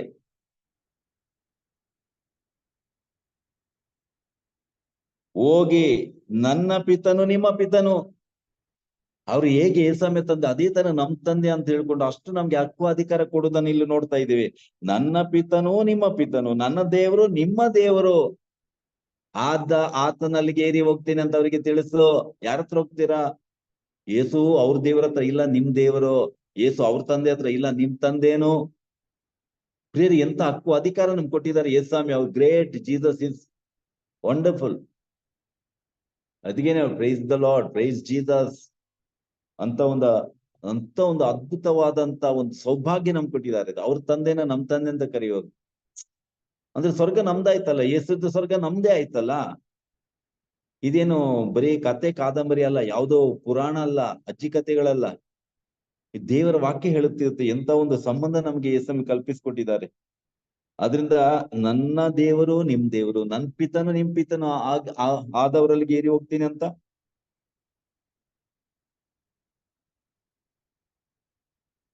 ಅದರಿಂದ ಇಬ್ರಿಯ ಪತ್ರದಲ್ಲೂ ಕೂಡ, ಇಬ್ರಿಯ ಪತ್ರ ವಚನ 2ನೇ ಅಧ್ಯಾಯದಲ್ಲಿ ವಚನ 2:11 ಪವಿತ್ರಗೊಳಿಸುವವನಿಗೂ ಪವಿತ್ರರಾಗುವವರಿಗೂ. ಪವಿತ್ರಗೊಳಿಸುವವರು ಯಾರು? ಯೇಸು ಕ್ರಿಸ್ತರು. ಪವಿತ್ರರಾಗುವವರು ಯಾರು? ನಾವು. ಅದರಿಂದ ಪವಿತ್ರಗೊಳಿಸುವ ಯೇಸುವಿಗೂ ಪವಿತ್ರ ಆಗುವ ನಮಗೂ ಒಬ್ಬನೇ ತಂದೆ, ಒಬ್ಬನೇ ತಂದೆ. ಎಂತ ಅನ್ಯೋನ್ಯತೆ ನಮಗೆ, ಎಂತ ಒಂದು ಸೌಭಾಗ್ಯ. ಈ ಕಾರಣ ಪವಿತ್ರಗೊಳಿಸುವ ಯೇಸು ಪವಿತ್ರ ಆಗುವವರನ್ನ, ಅಂದ್ರೆ ನಮ್ಮನ್ನು ಸಹೋದರರು, ಬ್ರದರ್ಸ್ ಅಂತ ಕರೀಲು ನಾಚಿಕೆ ಪಟ್ಕೊಂಡಿಲ್ಲ, ಶೇಮ್ ಪಟ್ಕೊಂಡಿಲ್ಲ. ಈಗ ಉನ್ನತ ಜಾತಿಯವರು ಕೀಳ್ ಜಾತಿಯನ್ನ ಬ್ರದರ್ಸ್ ಅಂತ ಕರೀತಾರ?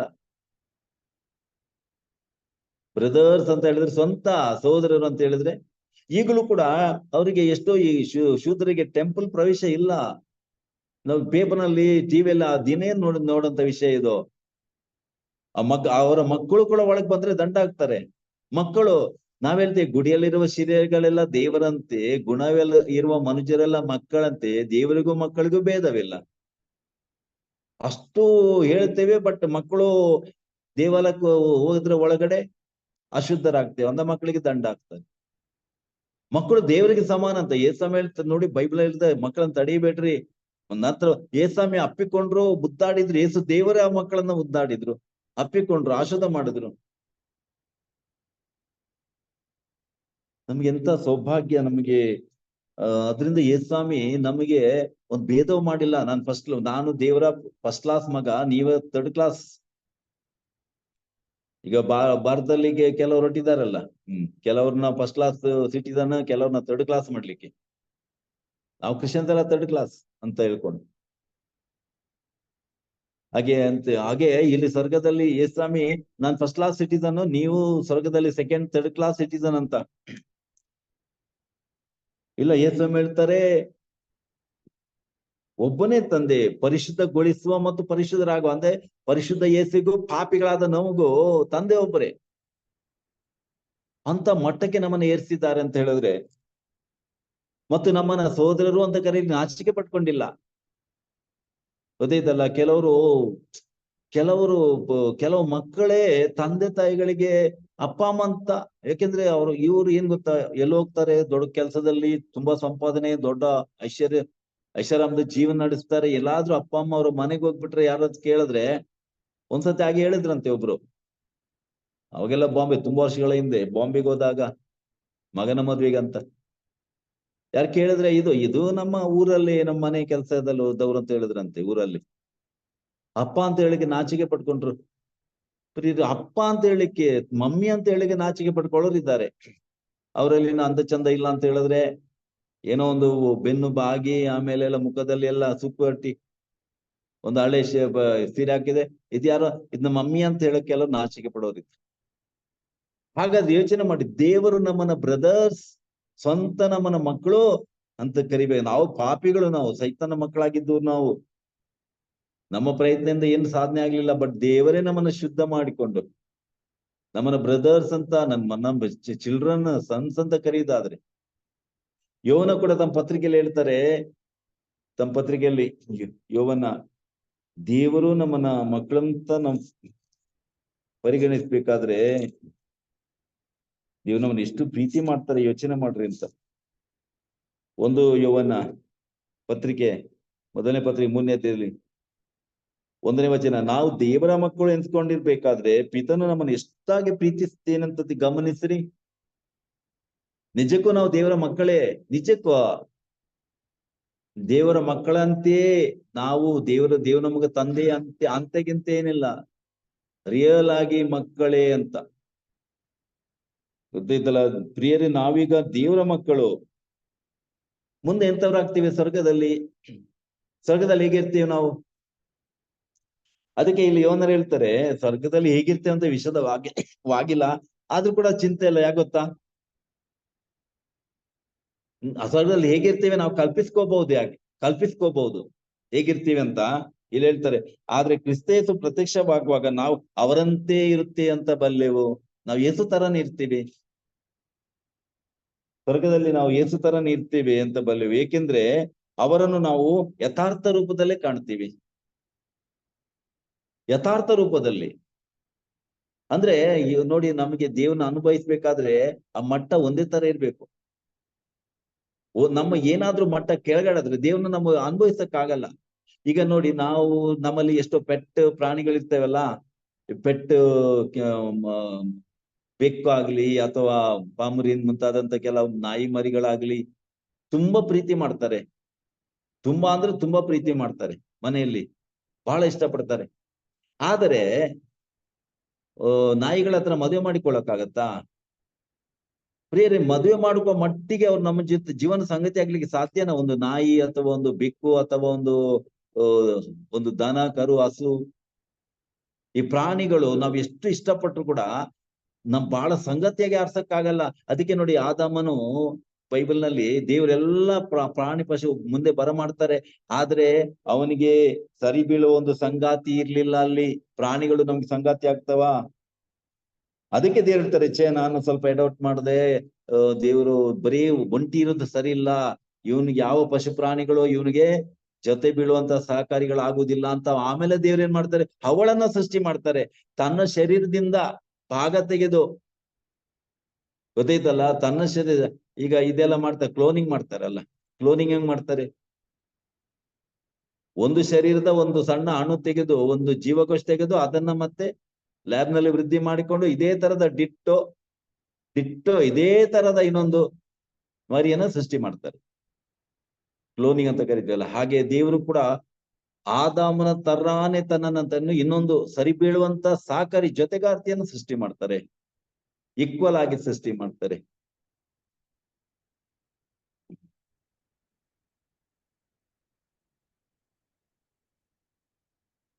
ಅದರಿಂದ ಇಲ್ಲ ಅಂತ ಹೇಳಿದ್ರೆ ಇದು ಜೊತೆ ಆಗುದಿಲ್ಲ. ಅದು ಆ ಒಡನಾಟ ಮತ್ತೆ ಆ ಸಂಬಂಧ ಆಗುದಿಲ್ಲ. ನಾವು ಶೇರಿಂಗ್ ಮಾಡ್ಲಿಕ್ಕೆ ಆಗಲ್ಲ. ನಮ್ಗಿಂತ ಏನಾದ್ರೂ ಕೀಳಾದ್ರೂ ಮಾಡಕ್ಕಾಗಲ್ಲ, ಇನ್ನು ಹೈ ಆದ್ರೂ ಮಾಡಕ್ಕಾಗಲ್ಲ. ನಮ್ಗಿಂತ ಮೇಲ್ಪಟ್ಟವ್ರ ಹತ್ರ ನಾವು ಅಷ್ಟು ಫ್ರೀಯಾಗಿ ನಾವು ಸಂಬಂಧ ಇಟ್ಕೊಳ್ತೀವ? ಬಹಳ ಸೀನಿಯರ್ ಇದ್ದವ್ರು, ಬಹಳ ಜೊತೆ ಇದ್ದವ್ರು ಮಾತಾಡಕ್ಕೆ ಎದುರ್ತೀವಿ. ಸಂಬಂಧ ಬಿಡ್ರಿ, ಮಾತಾಡಕ್ಕೆ ಎದುರ್ತಾರೆ. ಕೆಲವರು ಗುರುಗಳ ಹತ್ರ ಎಲ್ಲ ಆಕ್ಚುಲಿ ಫ್ರೀ ಆಗಿರ್ಬೇಕು ಗುರುಗಳ ಹತ್ರ ಹೋಗ್ಲಿ ಬರ್ಲಿಕ್ಕೆ. ಈ ಹೋಗ್ಲಿಕ್ಕೆ ಎದುರ್ತಾರೆ, ಹತ್ರ ಹೋಗಕ್ಕೆ ಎದುರ್ತಾರೆ. ಮತ್ತೆ ಅವ್ರು ಹೆಂಗೆ ದೇವ್ರ ವಾಕ್ಯ ಕೇಳ್ತಾರೆ, ಹೇಗೆ ವಿಶ್ವಾಸದಲ್ಲಿ ಬೆಳೀತಾರೆ ಅವರು? ತುಂಬಾ ಜನ ಹೋಗಿ ಆಶುದ್ಧ ಕೇಳೋಕ್ಕೂ ಭಯ ಪಡ್ತಾರೆ. ಅಂತ ಹೇಳಿದ್ಮೇಲೆ ಅದು ಎಂತ ಒಂದು ಪಶ್ಚಾತ್ತ ವಿಷಯ ಅಂತ ಹೇಳಿದ್ರೆ, ಹೋಗ್ಬೇಕು, ಫ್ರೀ ಆಗಿ ಹೋಗ್ಬೇಕು, ಮಾತಾಡ್ಬೇಕು, ದೇವ್ರ ವಾಕ್ಯ ಕೇಳಬೇಕು. ದೇವ್ರ ವಾಕ್ಯ ಏನೋ ಕ್ವಶನ್ ಕೇಳಿದ್ರು ಕೂಡ ಉತ್ತರ ಕೊಡುವಂತಾಗಿರ್ಬೇಕು. ಇದು ಓದ್ಬಿಡ್ಲಿ ಹೆದರ್ತೀರ ಅಂತ ಹೇಳಿದ್ರೆ ಮತ್ತೆ ನಮ್ಮ ಜ್ಞಾನ ಬೆಳೆಸ್ಕೊಳ್ಳೋದು ಹೇಗೆ? ದೇವ್ರ ವಾಕ್ಯ ಕೇಳಿಸ್ಕೊಳ್ಳೋದು ಹೇಗೆ? ಹಾಗಾದ್ರೆ ದೇವ್ ನಮಗಿಂತ ಮೇಲೆ ಆದ್ರೆ ಸ್ವರ್ಗದಲ್ಲಿ ಹೆಂಗಿರ್ತೀವಿ ನಾವು? ಭಯದಿಂದ ನಡ್ಕೊಂಡಿರ್ಬೇಕಲ್ಲಿ, ಹೆದರ್ಕೊಂಡಿರ್ಬೇಕು. ಈ ಹಳೆ ಒಡಂಬಡಿಕೆಯಲ್ಲಿ ನೋಡಿ, ದೇವರು ಅಲ್ಲಿ ದರ್ಶನ ಕೊಟ್ಟ ಅಂತ ಹೇಳಿದ್ರೆ ಜನ ಗಡಗಡ ನಡುಗೋರು. ಅದಕ್ಕೆ ಮೋಶೆನೇ ಹೇಳ್ತಾನೆ, ಈ ನೋಟ ಇಷ್ಟು ಭಯಂಕರವಾಗಿತ್ತು ಅಂತ ಹೇಳಿದ್ರೆ, ಇಬ್ರಿಯ ಪತ್ರದಲ್ಲಿ ಹೇಳ್ತಾನಲ್ಲ, ಈ ನೋಟ ಎಷ್ಟು ಭಯಂಕರವಾಗಿತ್ತು ಅಂತ ಹೇಳಿದ್ರೆ ನಾನು ಭಯದಿಂದ ನಡುಗ್ತಿ ಅಂತ ಹೇಳ್ತೇನೆ. ಭಯದಿಂದ ಮೋಶೆ ಹೇಳ್ತಾನೆ. ನೋಡಿ ಇಲ್ಲಿ ಇಬ್ರಿ 12ನೇ ವಚನ 21 ನೋಡಿ, ಆ ನೋಟ ಎಷ್ಟು ಭಯಂಕರವಾಗಿತ್ತೆಂದರೆ ಮೋಶೆ ಕೂಡ ನಾನು ಭಯದಿಂದ ನಡುಗುತ್ತಿದ್ದೆ. ಮೋಶೆ ದೇವರ ಹತ್ರ ಮಾತಾಡ್ತಿದ್ರು ಒಂದು ಫ್ರೆಂಡ್ ಆಗಿ ಅಂತ, ಆದ್ರೆ ಮೋಶೆ ಹೇಳ್ತಾ ಭಯದಿಂದ ನಡುಗ್ತಿದ್ದೆ ಅಂತ ಹೇಳಿದ್ರೆ, ಪ್ರಿಯರು ಸ್ವರ್ಗದಲ್ಲಿ ದೇವರದ್ದು ಆಗ ಸ್ವರ್ಗದಲ್ಲಿ ದೇವರ ಸನ್ನಿಧಿಯಲ್ಲಿ ನಾವು ಭಯದಿಂದ ನಡುಗುದಾದ್ರೆ ಸ್ವರ್ಗ ಜೀವನ ಹೇಗೆ ಎಂಜಾಯ್ ಮಾಡ್ತೀವಿ ನಾವು? ಎಂಜಾಯ್ ಮಾಡ್ಲಿಕ್ಕೆ ಸಾಧ್ಯನಾ? ಬಟ್ ಏಸಮ್ ಹೇಳ್ತಾರೆ, ಐ ಕಾಲ್ ಯು ಫ್ರೆಂಡ್ಸ್ ಅಂತಾರೆ. Great Jesus. ಪ್ರಿಯ ಸ್ವರ್ಗದಲ್ಲಿ ನಮ್ಗೆ ಯೇಸು ಮತ್ತು ನಮ್ಗೆ ಇರುವಂತ ಡಿಫ್ರೆನ್ಸೇ ಇಲ್ಲ. ಯೇಸುನೇ ತೆಗೆದಾಕ್ತಾರೆ.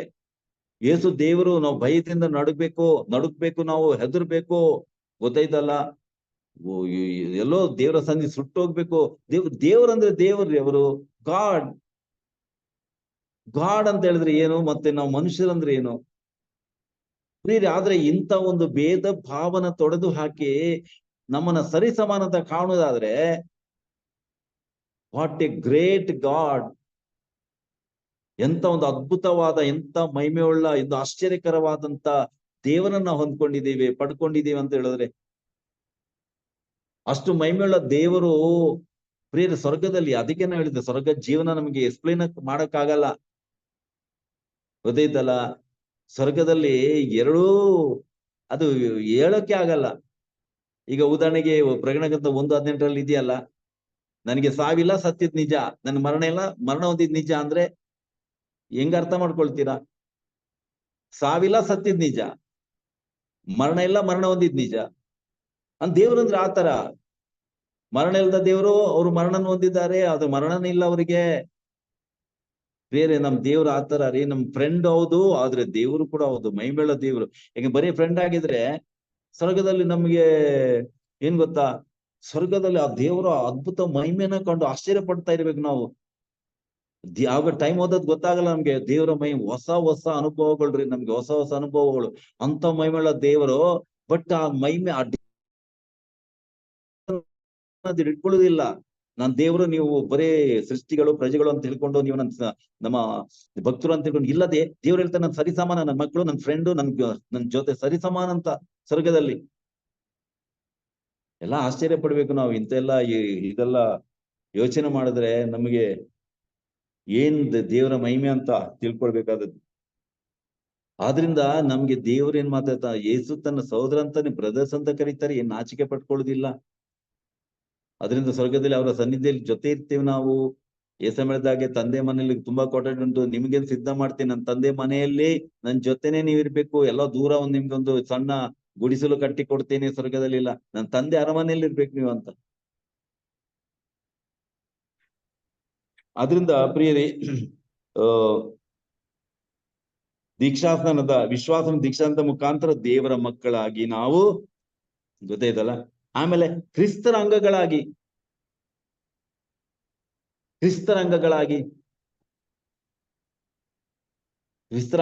ಅಂತ ಹೇಳಿದ್ರೆ ನಮ್ಮ ಸಂಬಂಧ ಇನ್ನೂ ಕೂಡ, ನಾನ್ ದ್ರಾಕ್ಷೆ ಬಳ್ಳಿ ನೀವು ಕೊಂಬೆಗಳಂತ ಹೇಳ್ತಾರಲ್ಲ, ಅಂತ ಒಂದು ಅನ್ಯೋನ್ಯತೆ ನಮಗೆ ದೇವರು ಒದಗಿಸಿಕೊಟ್ಟಿದ್ದಾರೆ. ಯಾಕೆಂದ್ರೆ ನಾವು ಉಳಿಯುವುದು ಮತ್ತು ನಾವು ಉಳಿಯುವುದೇ ಯೇಸು ಕ್ರಿಸ್ತರಿಂದ. ಒಂದು ನಾವು ಕಟ್ಟಾಕ್ಬಿಟ್ರೆ ನಾವು ಅಲ್ಲೇ ಬಾಡಿ ಹೋಗಿ ಒಣಗಿ ಹೋಗ್ತೀವಿ ನಾವು. ನಮ್ಗೆಲ್ಲ ಜೀವ, ಅದು ಶಕ್ತಿ, ನಮ್ಗೆ ಎಲ್ಲ ಸ್ಫೂರ್ತಿ, ಚೈತನ್ಯ, ಬಲ ಎಲ್ಲ ಯೇಸುವಿನಿಂದ ಬರಬೇಕು. ಅದಕ್ಕೋಸ್ಕರ ಅವರ ದೀಕ್ಷಾಸ್ನ ಮುಖಾಂತರ ದೇವರ ಮಕ್ಕಳ ಕ್ರಿಸ್ತರ ಅಂಗಗಳಾಗಿ ಅಂತ ಹೇಳಿದ್ರೆ, ಒಂದು ದೇಹದಲ್ಲಿ ಎಷ್ಟು ನಮ್ಮ ಒಂದೊಂದು ಅಂಗಗಳು ಎಷ್ಟು ಅನ್ಯೋನ್ಯವಾಗಿರ್ತೇವಲ್ಲ, ಅಂಟಿಕೊಂಡು ನಮ್ಮ ದೇಹಕ್ಕೆ. Kayong lari usong sana. ಈ ಬೆರಳ ತುದಿಗೆ, ನಮ್ಮ ಬೆರಳ ತುದಿಗೆ ಒಂದು ನೋವಾದ್ರೂ ಕೂಡ ನಮ್ಗೆ ನೋವು ಅನುಭವಾಗ್ತದೆ. ಒಂದು ಕಾಲಿನ ಒಂದು ತುದಿ, ಒಂದು ಉಗುರಿಗೆ ಏನಾದ್ರೂ ಇದಾದ್ರೂ ಕೂಡ ಅಲ್ಲಿ ನಮ್ಗೆ ನೋವಾಗ್ತದೆ. ತಲೆಗೆ ತುದಿಗೆ ಸ್ವಲ್ಪ ಏನಾದ್ರೂ ನಮಗೆ ನೋವಾಗ್ತದೆ. ಅಂದ್ರೆ ಎಲ್ಲ ಭಾಗಗಳು ಎಷ್ಟು ಒಂದು ಜೋಡಿಸಲ್ಪಟ್ಟಿವೆ, ನಮ್ಗೆ ಎಷ್ಟು ಅನ್ಯೋನ್ಯವಾಗಿದೆ. ಕೈ, ಕಾಲುಗಳು, ಕಿವಿ, ಮೂಗು, ದೇಹದ ಪ್ರತಿಯೊಂದು ಭಾಗಗಳು ಅಷ್ಟು ಅನ್ಯೋನ್ಯವಾಗಿ ಕಾರ್ಯ ಮಾಡ್ತಾ ಇದೆ.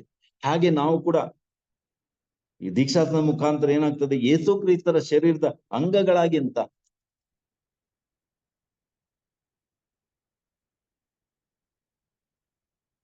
ಅಂಗಾಂಗಗಳಾಗಿ. ಎಫೆಸ ಪತ್ರಿಕೆಯಲ್ಲಿ ಸಂತ ಪೌಲ ಇದರ ಬಗ್ಗೆ ಬೇಕಾದಷ್ಟು ನಾವು ಬೈಬಲ್ ನಲ್ಲಿ ಓದ್ತಾ ಇದ್ದೀವಿ.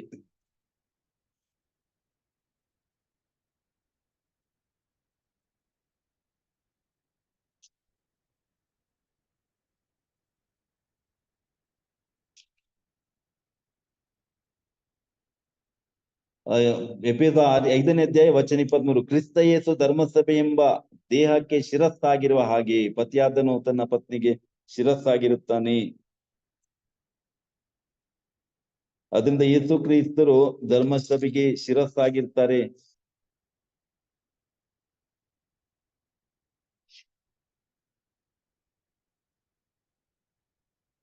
ಕೊಲೊಸೆ 2ನೇ ಅಧ್ಯಾಯ ವಚನ 19, 18, 19, ಇಂಥವ್ರು ನಿಮ್ಮನ್ನ ಕಡೆ ಕಾಣದಂತೆ ಎಚ್ಚರಿಕೆಯಿಂದಿರಿ. ಇವರು ಕ್ರಿಸ್ತ ಯೇಸು ಎಂಬ ಶಿರಸ್ಸಿನಿಂದ ಯೇಸು ಕ್ರಿಸ್ತರೆಂಬ ಶಿರಸ್ಸಿನಿಂದ ಬೇರ್ಪಟ್ಟಿದ್ದಾರೆ. ಅವ್ರ ಬಗ್ಗೆ ಎಚ್ಚರಿಕೆಯಿಂದಿರಿ.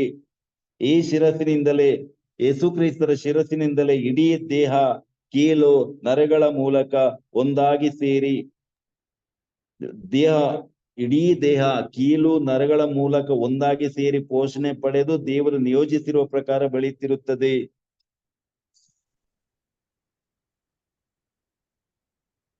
ಅದರಿಂದ ನಾವು ಹೇಗೆ ಒಂದು ಇಡೀ ಧರ್ಮಸಭೆ ಎಂಬುದು ಹೇಗೆ ಒಂದು ನಮ್ಮ ದೇಹದ ಬೇರೆ ಭಾಗಗಳ ಇದ್ದಾಗೆ, ಮತ್ತು ಹೇಗೆ ತಲೆ ನಮಗೆ ಇರ್ತದೆ ಮತ್ತು ಅಂಗಾಂಗಗಳು ತಲೆ ಹೇಳಿದಾಗೆ ಕೆಲಸ ಮಾಡ್ತವೆ, ನಮ್ಮ ಬ್ರೈನ್ ಹೇಳಿದಾಗೆ, ಅದೇ ಪ್ರಕಾರ ಯೇಸು ನಾವೆಲ್ಲರೂ ಕೂಡ ಒಂದು ದೇಹ ಎಂಬುದಾಗೆ ಎಲ್ಲ ನಾವು ಸಭೆ, ಕ್ರೈಸ್ತರು, ಅದು ವಿಶ್ವದ ಯಾವುದೇ ಭಾಗದಿಂದ ಬಂದವರಾಗ್ಲಿ, ಯಾವುದೇ ಕುಲ ಗೋತ್ರದಿಂದ, ಭಾಷೆಗೆ ಮಾತಾಡೋರಾಗ್ಲಿ, ಸಂಸ್ಕೃತಿಯವರಾಗ್ಲಿ, ಒಂದ್ಸತಿ ಅವರು ದೀಕ್ಷೆ ಪಡ್ಕೊಂಡು ಅವರು ಒಂದು ಸಭೆಯ ಸದಸ್ಯರಾದ್ಮೇಲೆ ನಾವೆಲ್ಲರೂ ಒಂದು ದೇಹದ ಭಾಗಗಳಾಗಿ ಅಷ್ಟು ಅನ್ಯೋನ್ಯತೆ, ಐಕ್ಯತೆ ನಮ್ಮಲ್ಲಿ ಇರ್ಬೇಕು. ಉದಾಹರಣೆಗೆ ಒಂದು ಮದುವೆಯಲ್ಲಿ ನೋಡಿ, ಒಂದು ಗಂಡ ಒಂದು ಹೆಂಡತಿ, ಆ ಗಂಡ ಯಾವ ದೇಶದವನಾಗ್ಲಿ, ಕುಲಗೋತ್ರ, ಹೆಂಡತಿ ಅವಳು ಎಲ್ಲಿ ಅವಳಾಗ್ಲಿ, ಬಟ್ ಮದುವೆ ಆದಾಗ ಒಂದೇ ಶರೀರ ಆಗ್ತಾರೆ ಅಂತ ಹೇಳಿದ್ರೆ ಅವ್ರಲ್ಲಿ ವ್ಯತ್ಯಾಸನೇ ಇಲ್ಲ. ಅವರಲ್ಲಿ ಗಂಡ ಬ್ರಾಹ್ಮಣ, ಹೆಂಡತಿ ಹರಿಜನ ಆದ್ರೆ ಮದುವೆಯಲ್ಲಿ ಇಬ್ರು ಬ್ರಾಹ್ಮಣರೇ ಆಗಿರ್ತಾರೆ, ಇಬ್ರು ಬ್ರಾಹ್ಮಣರೇ. ಅವಳು ಹರಿಜನ ಗಿರಿಜನ ಅಂತ ಇಲ್ಲ, ಅವಳು ಆ ಭೇದ ಭಾವನೆ ಹೋಗ್ಬಿಡ್ತದೆ. ಈಗ ಮದುವೆ ಆದ್ಮೇಲೆ ಇಬ್ರು ಒಂದೇ ಶರೀರ, ಒಂದೇ ಸ್ಟೇಟಸ್, ಅಂತಸ್ತು. ಹಾಗೆ ನಾವು ಬ್ಯಾಪ್ಟಿಸಮ್ ತಗೊಂಡ್ಮೇಲೆ ನಮ್ಮಲ್ಲಿರುವಂತ ಗ್ರೀಕರು, ಯಹೂದ್ಯರು, ಅವರು ಇವರು ಅಂತ ಆ ಭೇದ ಭಾವನೆ ಇರುವುದಿಲ್ಲ. ನಾವೆಲ್ಲ ಒಂದೇ ಆಗ್ತೀವಿ, ಒಂದೇ ಶರೀರ ಸೇರಿದ ಭಾಗಗಳು. ಆಮೇಲೆ ಯೇಸು ನಮ್ಮ ಹೆಡ್ ಇದ್ದಾಗೆ, ಮಸ್ತಕ ಇದ್ದಾಗೆ. ಆದ್ರಿಂದ ಕ್ರಿಸ್ತರ ಅಂಗಗಳಾಗಿ ಮತ್ತು ಪವಿತ್ರಾತ್ಮರ ಆಲಯಗಳಾಗಿ ಅಂದ್ರೆ ಪವಿತ್ರಾತ್ಮರೇ ನಮ್ಮಲ್ಲಿ ನೆಲೆಸುತ್ತಾರೆ. ಈಗ ಆಲಯ ಅಂತ ಹೇಳುವಾಗ ದೇವರು ವಾಸ ಮಾಡುವಂತ ಸ್ಥಳ ಆಲಯ, ದೇವರು ವಾಸ ಮಾಡುವಂತ ಸ್ಥಳಕ್ಕೆ ಅದಕ್ಕೆ ನಾವು ಆಲಯಕ್ಕೆ ಬಹಳ ಗೌರವ ಕೊಡ್ತೇವೆ, ಬಹಳ ರೆಸ್ಪೆಕ್ಟ್ ಕೊಡ್ತೇವೆ. ಆಮೇಲೆ ಆಲಯಕ್ಕಾಗಿ ಎಷ್ಟು ಬೇಕಾದ್ರೂ ತ್ಯಾಗ ಮಾಡ್ತಾರೆ. ಒಂದೊಂದು ಚರ್ಚ್ ಕಟ್ಬೇಕಾದ್ರೆ ಲಕ್ಷಗಟ್ಟಲೆ ಒಬ್ಬೊಬ್ರು ಹೆಲ್ಪ್ ಮಾಡ್ತಾರೆ.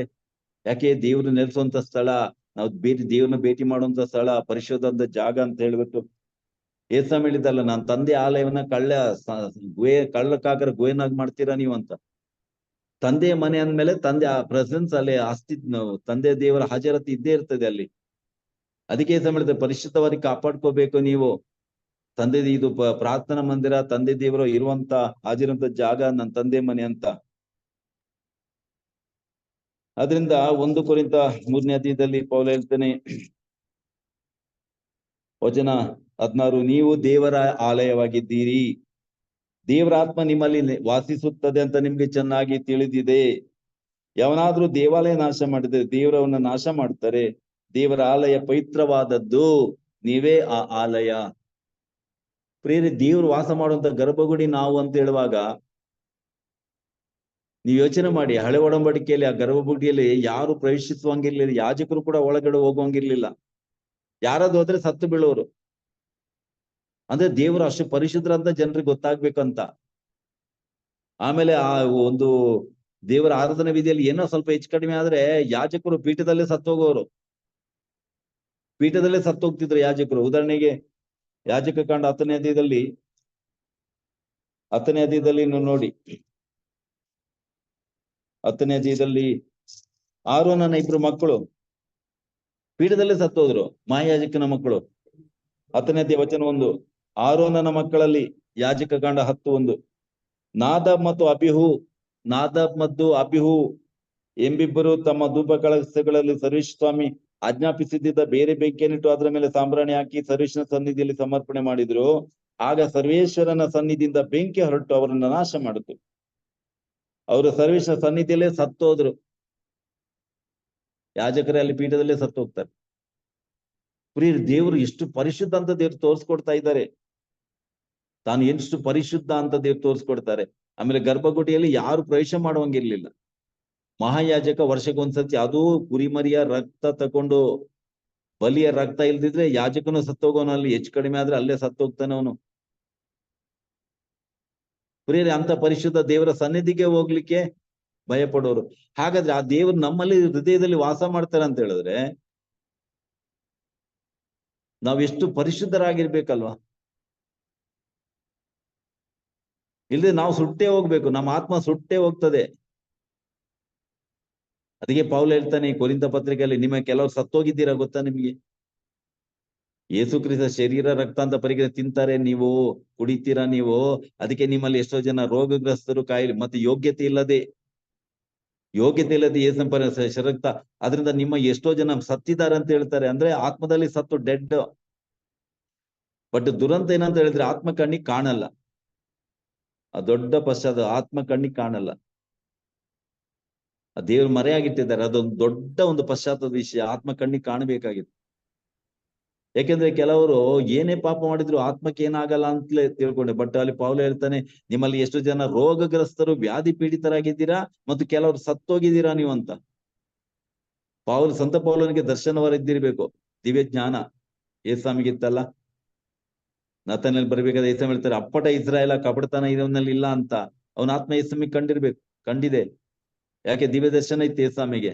ಹಾಗೆ ಪೌಲನಿಗೆ ತುಂಬಾ ಜನರಿಗೆ ಇರ್ತದೆ ದಿವ್ಯ ದರ್ಶನ, ವರ ಇರ್ತದೆ. ಅದು ಪೌಲನ್ ಕೂಡ ಅಂತ ಗಿಫ್ಟ್ ಇತ್ತು. ಅದಕ್ಕೆ ಪೌಲ ಹೇಳ್ತಾನೆ, ನಿಮ್ಮಲ್ಲಿ ಕೆಲವು ಸತ್ತೋಗಿದ್ದೀರಾ ಅಂತ. ಆತ್ಮ ಕಂಡಿದೆ ಅವನಿಗೆ, ಆತ್ಮದ ಸ್ಥಿತಿಗತಿ ಹೇಗೆ ಆಯ್ತಾ ಇಲ್ಲಪ್ಪ. ಅದಕ್ಕೆ ಪೌಲ ಹೇಳ್ತಾನೆ ರೋಗಗ್ರಸ್ತರು. ಆದ್ರಿಂದ ದೇವರು ನಾವು ನಮ್ಮ ಹೃದಯದಲ್ಲಿ ಬರಬೇಕಾದ್ರೆ ನಾವು ಎಷ್ಟು ಶುದ್ಧರಾಗಿರ್ಬೇಕಲ್ಲ, ಎಷ್ಟು ಪ್ರತಿ ಸತಿ ದೇವರ ಸನ್ನಿಧಿ ಬರಬೇಕಾದ್ರೆ ನಾವು ಅಲ್ಲಿ ಒಬ್ರು ಹೇಳ್ತಿದ್ರು, ಅವಳು ಗಂಡ ಚರ್ಚಿಗೆ ಬರೀಬೇಕಾದ್ರೆ ಹೆಂಡತಿ ಕಾಲಿಡ್ಕೊಂಡು ಕ್ಷಮೆ ಕೇಳಿ ಪ್ರತಿ ಸತಿ ಚರ್ಚಿಗೆ ಹೋಗುವಂತ. ಒಬ್ಳು ನನ್ಗೆ ಫೋನ್ ಮಾತಾಡೋ ಹೇಳಿದ್ಲು, ನನ್ ಗಂಡ ಪ್ರತಿ ಸತಿ ಚರ್ಚಿಗೆ ಹೋಗ್ಬೇಕಾದ್ರೆ ನನ್ ಕಾಲು ಹಿಡಿದು ಕ್ಷಮೆ ಕೇಳ್ಕೊಂಡು ಹೋಗ್ತಾರಂತ. ಗಂಡ ಹೆಂಡತಿ ಕಾಲಿಗೆ ಬಿದ್ದು. ಯಾಕೆಂದ್ರೆ ಅವ್ರಿಗೆ ಗೊತ್ತುಂಟು ನಾವು ಎಂತ ಸ್ಥಳಕ್ಕೆ ಹೋಗ್ತೀವಿ ಅಂತ, ಎಷ್ಟು ಪರಿಶುದ್ಧ ಜಾಗ, ದೇವರ ಸನ್ನಿಧಿಗೆ ಹೋಗ್ತಾ ಇದ್ದೀವಿ, ನಮ್ಮಲ್ಲಿ ಯಾವ ಕಳಂಕ ಕಲ್ಮಶ ಇರ್ಬೇಕಂತ ಅವ್ರಿಗೆ ಚೆನ್ನಾಗ್ ಗೊತ್ತುಂಟು ಅದು. ಆದ್ರಿಂದ ಅವ್ರ ಹೆಂಡತಿ ಕಾಲಾಗ್ಲಿ ಯಾವ ಕಾಲಾಗಿ ಹಿಡಿಯಲಿಕ್ಕೆ ಅವ್ರಿಗೆ ಏನು ಮುಜುರಾಗಲ್ಲ, ಯಾವ ತರ ಶೇಮ್ ಆಗಲ್ಲ. ಯಾಕೆಂದ್ರೆ ದೇವರು ಅದಕ್ಕಿಂತ ದೊಡ್ಡವರು, ಅವ್ರ ಸನ್ನಿಧಿಗೆ ಹೋಗ್ಬೇಕಾದ್ರೆ. ಬಟ್ ಗೊತ್ತಿಲ್ದವ್ರು ಮಾತ್ರ ಕಾಲು ಯಾಕೆ ಹಿಡಿಬೇಕು, ಯಾಕೆ ಕಾಲಿಗೆ ಬೀಳ್ಬೇಕು, ಇದ್ಯಾಕೆ ಅದ್ಯಾಕೆ ಅಂದ್ರೆ ಅವ್ರಿಗೆ ಗೊತ್ತೇ ಇಲ್ಲ, ದೇವರ ಪರಿಶುದ್ಧತೆ ಗೊತ್ತಿಲ್ಲ. ಅವ್ರು ತಿಳ್ಕೊಡ್ತಾರೆ ಅವರ ದೇವ್ರ ಎಷ್ಟು ಕೊಳಕೋ ಏನೋ ಗೊತ್ತಿಲ್ಲ. ಯಾಕೆಂದ್ರೆ ನಾವು ದೇವರ ಬಗ್ಗೆ ಏನ್ ಕಲ್ಪನೆ ಮಾಡೋ ಹಾಗೆ ನಾವು ಜೀವನ ಮಾಡ್ತೇವೆ. ನಮ್ಮ ದೇವರ ಪರಿಶುದ್ಧ ಅಂತ ಹೇಳಿದ್ರೆ ನಮ್ಗೆ ಕಲ್ಪನೆ ಇದ್ರೆ ನಾವು ಒಂದೇ ಒಂದು ಪಾಪ ಮಾಡಕ್ಕಾಗಲ್ಲ ಕೈಲಿ. ಹೆಂಗ್ ಪಾಪ ಮಾಡಕ್ಕಾಗುತ್ತೆ ನಮ್ ದೇವ್ರ? ಆದ್ರೆ ನಾವು ನಮ್ ದೇವ್ರ ಯೋಗ್ಯತೆ ಅಷ್ಟೇ ಅಂತ ಗೊತ್ತಿದ್ರೆ ತಿಳ್ಕೊಂಡವರು ಪಾಪ ಮಾಡ್ತಾರೆ. ಯಾಕಂದ್ರೆ ಅವ್ರ ದೇವರು ಅಷ್ಟು ಯೋಗ್ಯತೆ ಅಷ್ಟೇ ಅದು. ಈಗ ಕೆಲವರು ಇರ್ತಾರಲ್ಲ, ಯೇಸು ಮರಿಯಮ್ಮ ಪಾಪಿ, ಆ ಯೇಸು ಎಷ್ಟು ಯೇಸುನ ಯೋಗ್ಯತೆ ಎಷ್ಟು ಉಂಟು. ಈ ಕೆಲವರು ಇರ್ತಾರೆ ಮರಿಯಮ್ಮ ನಮ್ ತರ ಪಾಪಿ ಅಂತ. ಏನ್ ಗೌರವ ಕೊಡೋ ಪಾಪಿ? ಹಾಗಾದ್ರೆ ಆ ಪಾಪಿ ಹೊಟ್ಟೆಲಿ ಹುಟ್ಟಿದ ಯೇಸು ಎಷ್ಟು ಎಂತವರು? ಅಯ್ಯಯ್ಯ ಆಪತ್ತು ಸಾಯನಂತೆ ಅಂದ್ರೆ ಮೈಕ್ರೋಫೋನ್ ಅವ್ರಿಗೆ ಗೊತ್ತಿಲ್ಲ ಅದು ಯೇಸು ಎಂತ ಪರಿಶುದ್ಧ ದೇವರು ಅಂತ ಹೇಳ್ಕೊಂಡು ಅದ್ರ ಅವರ ಸನ್ನಿಧಿಯಲ್ಲಿ ಇರುವವರು ಎಷ್ಟು ಶುದ್ಧರಾಗಿರ್ಬೇಕು, ಪರಿಶುದ್ಧರಾಗಿರ್ಬೇಕು ಅಂತ ಅವ್ರಿಗೆ ಗೊತ್ತಿಲ್ಲ. ಅದು ದುರಂತ. ಆದ್ರಿಂದ ಏನಾಗ್ತದೆ ಗೊತ್ತಾ, ನಾವು ಅಂತ ಒಂದು ಕೊಳಕು ಜೀವನ ನಡೆಸ್ತೀವಿ. ಯಾಕಂದ್ರೆ ನಮ್ಗೆ ದೇವ್ರು ನಮ್ಮ ಎಷ್ಟು ಪರಿಶುದ್ಧರು, ಅವ್ರ ಸನ್ನಿಧಿ ಹೋಗ್ಬೇಕಾದ್ರೆ ನಾವು ಎಷ್ಟು ಭಯದಿಂದ ಹೋಗ್ಬೇಕು ಅದು ಗೊತ್ತಿಲ್ಲ. ಅದಕ್ಕೋಸ್ಕರ ನಾವು ಪವಿತ್ರಾತ್ಮರ ಆಲಯ ಅಂತ. ಅದಕ್ಕೆ ಅಲ್ಲಿ ಪೌಲ ಹೇಳ್ತಾನಲ್ಲ, ನೀವು ಆಲಯ ನಾಶವನ್ನು ದೇವ್ರು ನಿಮ್ಮನ್ನ ನಾಶ ಮಾಡ್ತಾರೆ. ಅದರಿಂದ ಈ ಪವಿತ್ರ ಆಲಯ ನಾವ್ ಯಾವ ರೀತಿಯಲ್ಲಿ ಪಾಪದಲ್ಲಿ ಕೆಡಿಸಿದ್ರೆ ನಮ್ಮ ಆತ್ಮ ಸತ್ತೋಗ್ತದೆ, ಡೆಡ್ ಆಗಿರ್ತದೆ ನಮ್ಮ ಆತ್ಮ. ಅದಕ್ಕೆ ಪೌಲ ಹೇಳ್ತಾನೆ, ನಿಮ್ಮಲ್ಲಿ ಎಷ್ಟು ಜನ ಸತ್ತೋಗಿದ್ದೀರಾ ಅಂತ. ಅದು ನಮ್ ಕಣ್ಣಿಗೆ ಕಾಣಲ್ಲ. ಅದರಿಂದ ಏನ್ ಗೊತ್ತಾ, ನಾವು ಶರೀರದಲ್ಲಿ ಜೀವಂತವಾಗಿದ್ದೀವಿ ಅಂತ ಹೇಳ್ಕೊಂಡು ಏನಾದ್ರು ಮಾಡಕ್ಕೋ ಅದು ಆಗಲ್ಲ. ಆತರ ಬೇರೆ ಎಷ್ಟು ಪ್ರತಿಯೊಬ್ಬರ ಕಾಲಿಗೆ ಪ್ರತಿದಿನ ನಾವು ಬೀಳ್ತಾ ಇರ್ಬೇಕಾಗತ್ತೆ. ಪ್ರತಿಯೊಬ್ಬರ ಕಾಲಿಗೆ ಸಾರಿ ಏಸ್ವಾಮಿ ಶಿಷ್ಯರ ಕಾಲಿಗೆ ಬಿದ್ದಿಲ್ವಾ? ಪ್ರತಿಯೊಬ್ಬರ ಕಾಲಿಗೆ ಬಿದ್ದು ಪ್ರತಿಯೊಬ್ಬರ ಹತ್ರ ಕ್ಷಮೆಗೆ ಬಲಿ ಪೂಜೆ ಬರ್ಬೇಕಾದ್ರೆ. ಬಟ್ ನಾವ್ ಹೇಳ್ತೇವೆ ಸಹೋದರ ಸಹೋದರಿ ನಿಮಗೂ ಯೋಚನೆಯಿಂದಲೋ ಕ್ರಿಯೆಯಿಂದ ಅಷ್ಟೇ ಹೇಳ್ತೀವಿ, ಗೊತ್ತೈತಲ್ಲ. ಪ್ರತಿ ಬಲಿ ಪೂಜೆಯಲ್ಲಿ ಅಷ್ಟೇ ಹೇಳಿ ಸಾಕಾಗಲ್ಲ, ಪ್ರತಿಯೊಬ್ಬರ ಕಾಲಿಗೆ ಬೀಳ್ಬೇಕು. ಸರ್ವಶಕ್ತ ದೇವರಿಗೂ ಸಹೋದರ ಸಹೋದರಿ ನಿಮಗೂ ಒಬ್ಬೊಬ್ಬರ ಕಾಲಿಗೆ ಬಿದ್ದು, ಸಹೋದರ ಸಹೋದರಿಯೇ ನಿನಗೂ ಯೋಚನೆಯಿಂದಲೂ ಕ್ರಿಯೆಯಿಂದಲೂ ಕರ್ತಲೋಪಂದಲೂ ಅನೇಕ ಪಾಪ ಮಾಡಿದ್ದೇನೆ, ನಿಮ್ಮ ವಿರುದ್ಧವಾಗಿ ತಪ್ಪು ಮಾಡಿದ್ದೇನೆ, ದೇವ್ರ ವಿರುದ್ಧವಾಗಿ ಅಂತ ಎದೆ ಬಡ್ಕೊಳ್ಳೋದು, ಅಯ್ಯೋ ನನ್ ಪಾಪ, ಅಯ್ಯೋ ನನ್ ಪಾಪ ಅಂತ. ಹಾಗೆ ನಾವು ನಮ್ಮನ್ನ ಶುದ್ಧ ಮಾಡ್ಕೊಳ್ಳೋದು. ಇಲ್ಲ ಅಂತ ಹೇಳಿದ್ರೆ ನಾವು ಪ್ರತಿ ಸತಿ ಪರಂಪಸ ತಗೋಬೇಕಾದ್ರೆ ನಮ್ಮ ಆತ್ಮ ಅರ್ಧ ಸುಟ್ಟೋಗ್ತದೆ, ಅರ್ಧ ನಾಶ ಆಗಿ ಲಕ್ಕೊಡ್ದಂಗೆ ಆಗುತ್ತೆ, ಸ್ಟ್ರೋಕ್ ಆದಂಗ ಆಗುತ್ತೆ. ಪೌಲ ಹೇಳ್ದಾಗೆ ನಿಮ್ಮಲ್ಲಿ ಎಷ್ಟೋ ಜನ ರೋಗಗ್ರಸ್ತರಾಗಿದ್ದೀರಾ, ಲಕ್ಕ ಹೊಡೆದಂಗ ಆಗಿದ್ದೀರಾ, ಬಲಹೀನರಾಗಿದ್ದೀರಾ. ಪವಿತ್ರಾತ್ಮರ ಆಲಯಗಳಾಗಿ ಸಂಘಟಿತವಾದ ಸಮುದಾಯವಾಗುತ್ತದೆ, ಅಂತ ಪರಿಶುದ್ಧ ಸಮುದಾಯ ಆಗ್ತದೆ. ಗೊತ್ತಾಯ್ತಲ್ಲ ಈಗ ಧರ್ಮಸಭೆ ಅಂದ್ರೆ ಏನು ಅಂತ. What is church? ಧರ್ಮಸಭೆ. ತಂದೆ ನಿಮ್ಗೆ ಸ್ತೋತ್ರದ ಮಹಿಮೆ ಸಲ್ಲಿಸ್ತೀವಿ. ತಂದೆ ದೇವರೇ, ಎಲ್ಲೋ ಇದ್ದವ್ರು ನಾವು, ಯಾವ ಮೂಲೆಯಲ್ಲಿ ಇದ್ದವ್ರು ನಾವು, ಆದ್ರೆ ನೀವು ನಮ್ಮನ್ನ ಕರೆದಿದ್ದೀರಿ. ಕರೆದು ಈ ಧರ್ಮಸಭೆ ಎಂಬಂದೊಂದು ಸಭೆಯಲ್ಲಿ ನಮ್ಮನ್ನ ಒಂದಾಗಿ ಮಾಡಿದಿರಿ. ಹಾಗೂ ಈ ಸಭೆಯ ಮುಖಾಂತರ ನಮ್ಮನ್ನ ನಿಮ್ಮ ದೇಹದ ಭಾಗಗಳನ್ನಾಗಿ ಮಾಡಿಕೊಂಡು, ನೀವು ನಮ್ಮ ದೇಹ ಇಡೀ ಸಭೆಯನ್ನ ನಿಮ್ ದೇಹ ಮಾಡ್ಕೊಂಡು ಶಿರಸ್ಸಾಗಿ ನಿಮ್ಮ ದೇಹದ ಒಂದು ಭಾಗ ಆಗುವಂತ ಸೌಭಾಗ್ಯ ನಮ್ಗೆ ಕೊಟ್ಟಿದ್ದೀರಿ ಅಪ್ಪ ಯೇಸುವೆ. ಹಾಗೂ ನಮಗೆ ಪವಿತ್ರಾತ್ಮರ ಆಲಯವನ್ನಾಗಿ ನೀವು ಮಾಡಿದ್ದೀರಿ. ಅಂತ ಪರಿಶುದ್ಧ ಪವಿತ್ರಾತ್ಮರು ನಮ್ಮಲ್ಲಿ ತಂಗುವಾಗೆ ನೀವು ನಮಗೆ ಕೃಪೆ ಅನುಗ್ರಹಿಸಿದ್ದೀರಿ ಅಪ್ಪ. ನಿಮ್ಮ ಇಂಥ ಅದ್ಭುತವಾದ ನಿಮ್ಮ ಆಶ್ಚರ್ಯಕರ ಕಾರ್ಯಗಳಿಗಾಗಿ ನಾವು ನಿಮ್ಮನ್ನು ಹೃದಯಂತರದಿಂದ ವಂದಿಸಿ ಸ್ತುತಿಸಿ ಮಹಿಮೆ ಪಡಿಸ್ತೀವಿ. ತಾಯಿ ಮರಿಯಮ್ಮ ಹೇಳಿದಾಗೆ, ನನ್ನಾತ್ಮ ಕರ್ತನ ಸ್ತುತಿ ಮಾಡುತ್ತಿದೆ, ಮನವೆನ್ನ ದೇವರಲ್ಲಿ ನೆನೆನೆನ್ನದು ಆನಂದಿಸುತ್ತದೆ. ಆ ದೇವರು ನಮ್ಮ ಜೀವಿತದಲ್ಲಿ ಎಂತ ಮಾತ್ಕಾರ್ಯ ಮಾಡಿದ್ದಾರೆ ಅಂತ. ಬರೀ ಮರಿಯಳ ಜೀವಿತದಲ್ಲಿ ಮಾತ್ರ ಅಲ್ಲ, ನಮ್ಮ ಪ್ರತಿಯೊಬ್ಬರ ಜೀವಿತದಲ್ಲಿ ಎಂತ ಮಾತ್ಕಾರ್ಯ ಮಾಡಿದ್ದಾರೆ ದೇವರು.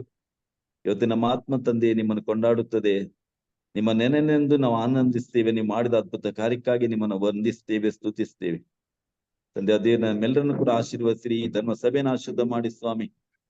ಹಾಗೂ ಹೇಗೆ ಒಂದು ಶರೀರದ ಭಾಗ ಅನ್ಯವಾಗಿರ್ತದೆ, ಅದೇ ಪ್ರಕಾರ ನಾವೆಲ್ಲರೂ ಕೂಡ ನಮ್ಮಲ್ಲಿರುವಂತ ಭೇದ ಭಾವ ಮರೆತು, ನಮ್ಮಲ್ಲಿರುವಂತ ಎಲ್ಲಾ ಭಾಷೆ ಸಂಸ್ಕೃತಿ ತಾರತಮ್ಯ ಮರೆತು, ನಾವೆಲ್ಲರೂ ಒಂದೇ ದೇಹದ ಭಾಗಗಳು ಎಂಬಂತೆ ನಾವು ಅನ್ಯೋನ್ಯ ಐಕ್ಯತೆಯಿಂದ ನಾವು ಸಹಕರಿಸಿ ಈ ಸಭೆಯನ್ನ ಕಟ್ಟಿ ವಿಶ್ವಾಸನ ಬೆಳೆಸಿ, ಇನ್ನೂ ಕೂಡ ಎಷ್ಟೋ ಜನರು ಈ ಸಭೆಗೆ ಬರ್ಬೇಕಾದವರು ನಮ್ಮ ಪ್ರೀತಿಯ ಜೀವಿತದ ಅವರು ಕೂಡ ಬಂದು ಈ ಸಭೆ ಸೇರ್ಕೊಂಡು ಈ ಸಭೆ ವಿಶ್ವವ್ಯಾಪಿ ಆಗ್ಲಿ ಇನ್ನು ಕೂಡ. ಹಾಗೂ ಒಬ್ಬರೇ ಪ್ರಭು ಒಂದೇ ಮಂದಿ ಆಗುವಂತೆ ಅನುಗ್ರಹಿಸಿ ನಾವು ಯೇಸುವಿನ ಮುಖಾಂತರ ಅಪ್ಪ ತಂದೆಯನ್ನು ಪ್ರಾರ್ಥಿಸುತ್ತೇವೆ. ಎಂತ ದಿವ್ಯ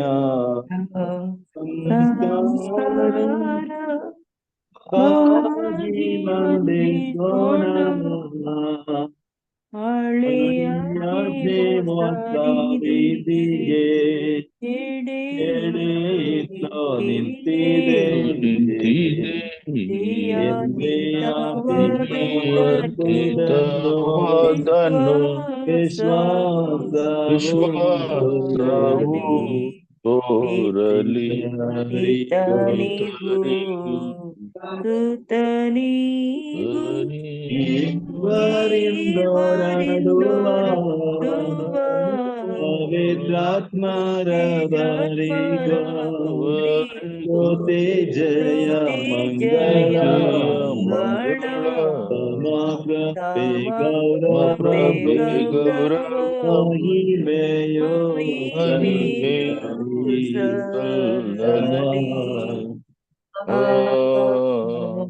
ಪ್ರಾರ್ಥಿಸೋಣ. ಪ್ರಭು ಅದ್ಭುತಕರವಾದ ಸಂಸ್ಕಾರ ನಿಮ್ಮ ಶಿಲುಬೆ ಮರಣದ ಸ್ಮಾರಕವಾಗಿ ಬಿಟ್ಟಿದ್ದೀರಿ. ನಾವು ನಿಮ್ಮ ಶರೀರ ಮತ್ತು ರಕ್ತದ ಪನವರಾಸ್ತಿಯನ್ನು ಆರಾಧಿಸಿ ಅದರಿಂದ ನಿಮ್ಮ ರಕ್ಷಣಾ ಫಲ ಅನುಭವಿಸದೆ ಮಾಡಿರಿ. ಪಿತ ದೇವರೊಂದಿಗೆ ಪವಿತ್ರಾತ್ಮರ ಐಕ್ಯದಲ್ಲಿ ಗಂಧರ್ಗ ಜೀವಿಸಿ ಆಳುವ ನಿಮ್ಮನ್ನು ಪ್ರಾರ್ಥಿಸುತ್ತೇವೆ. ಆಮೆನ್.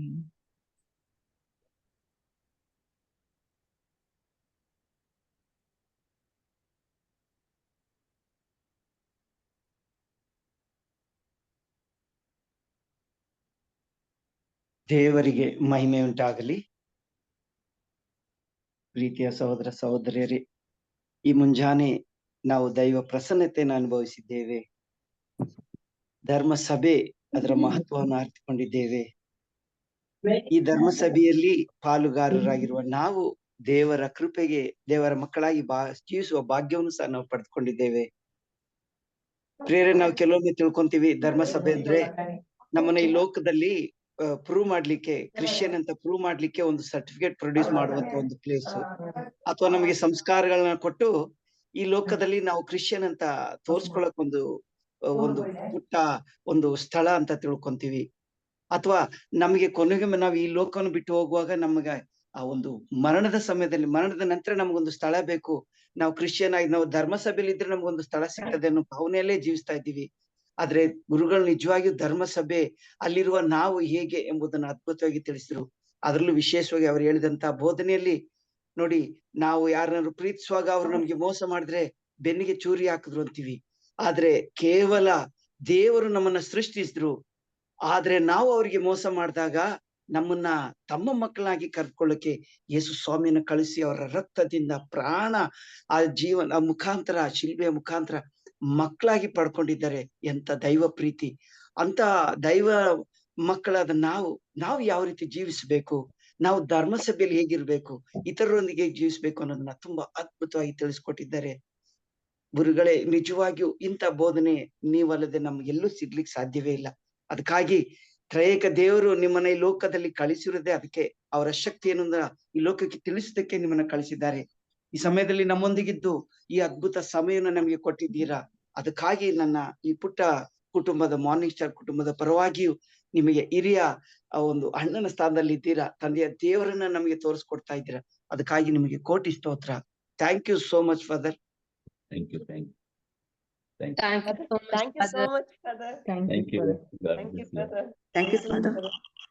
ಯು.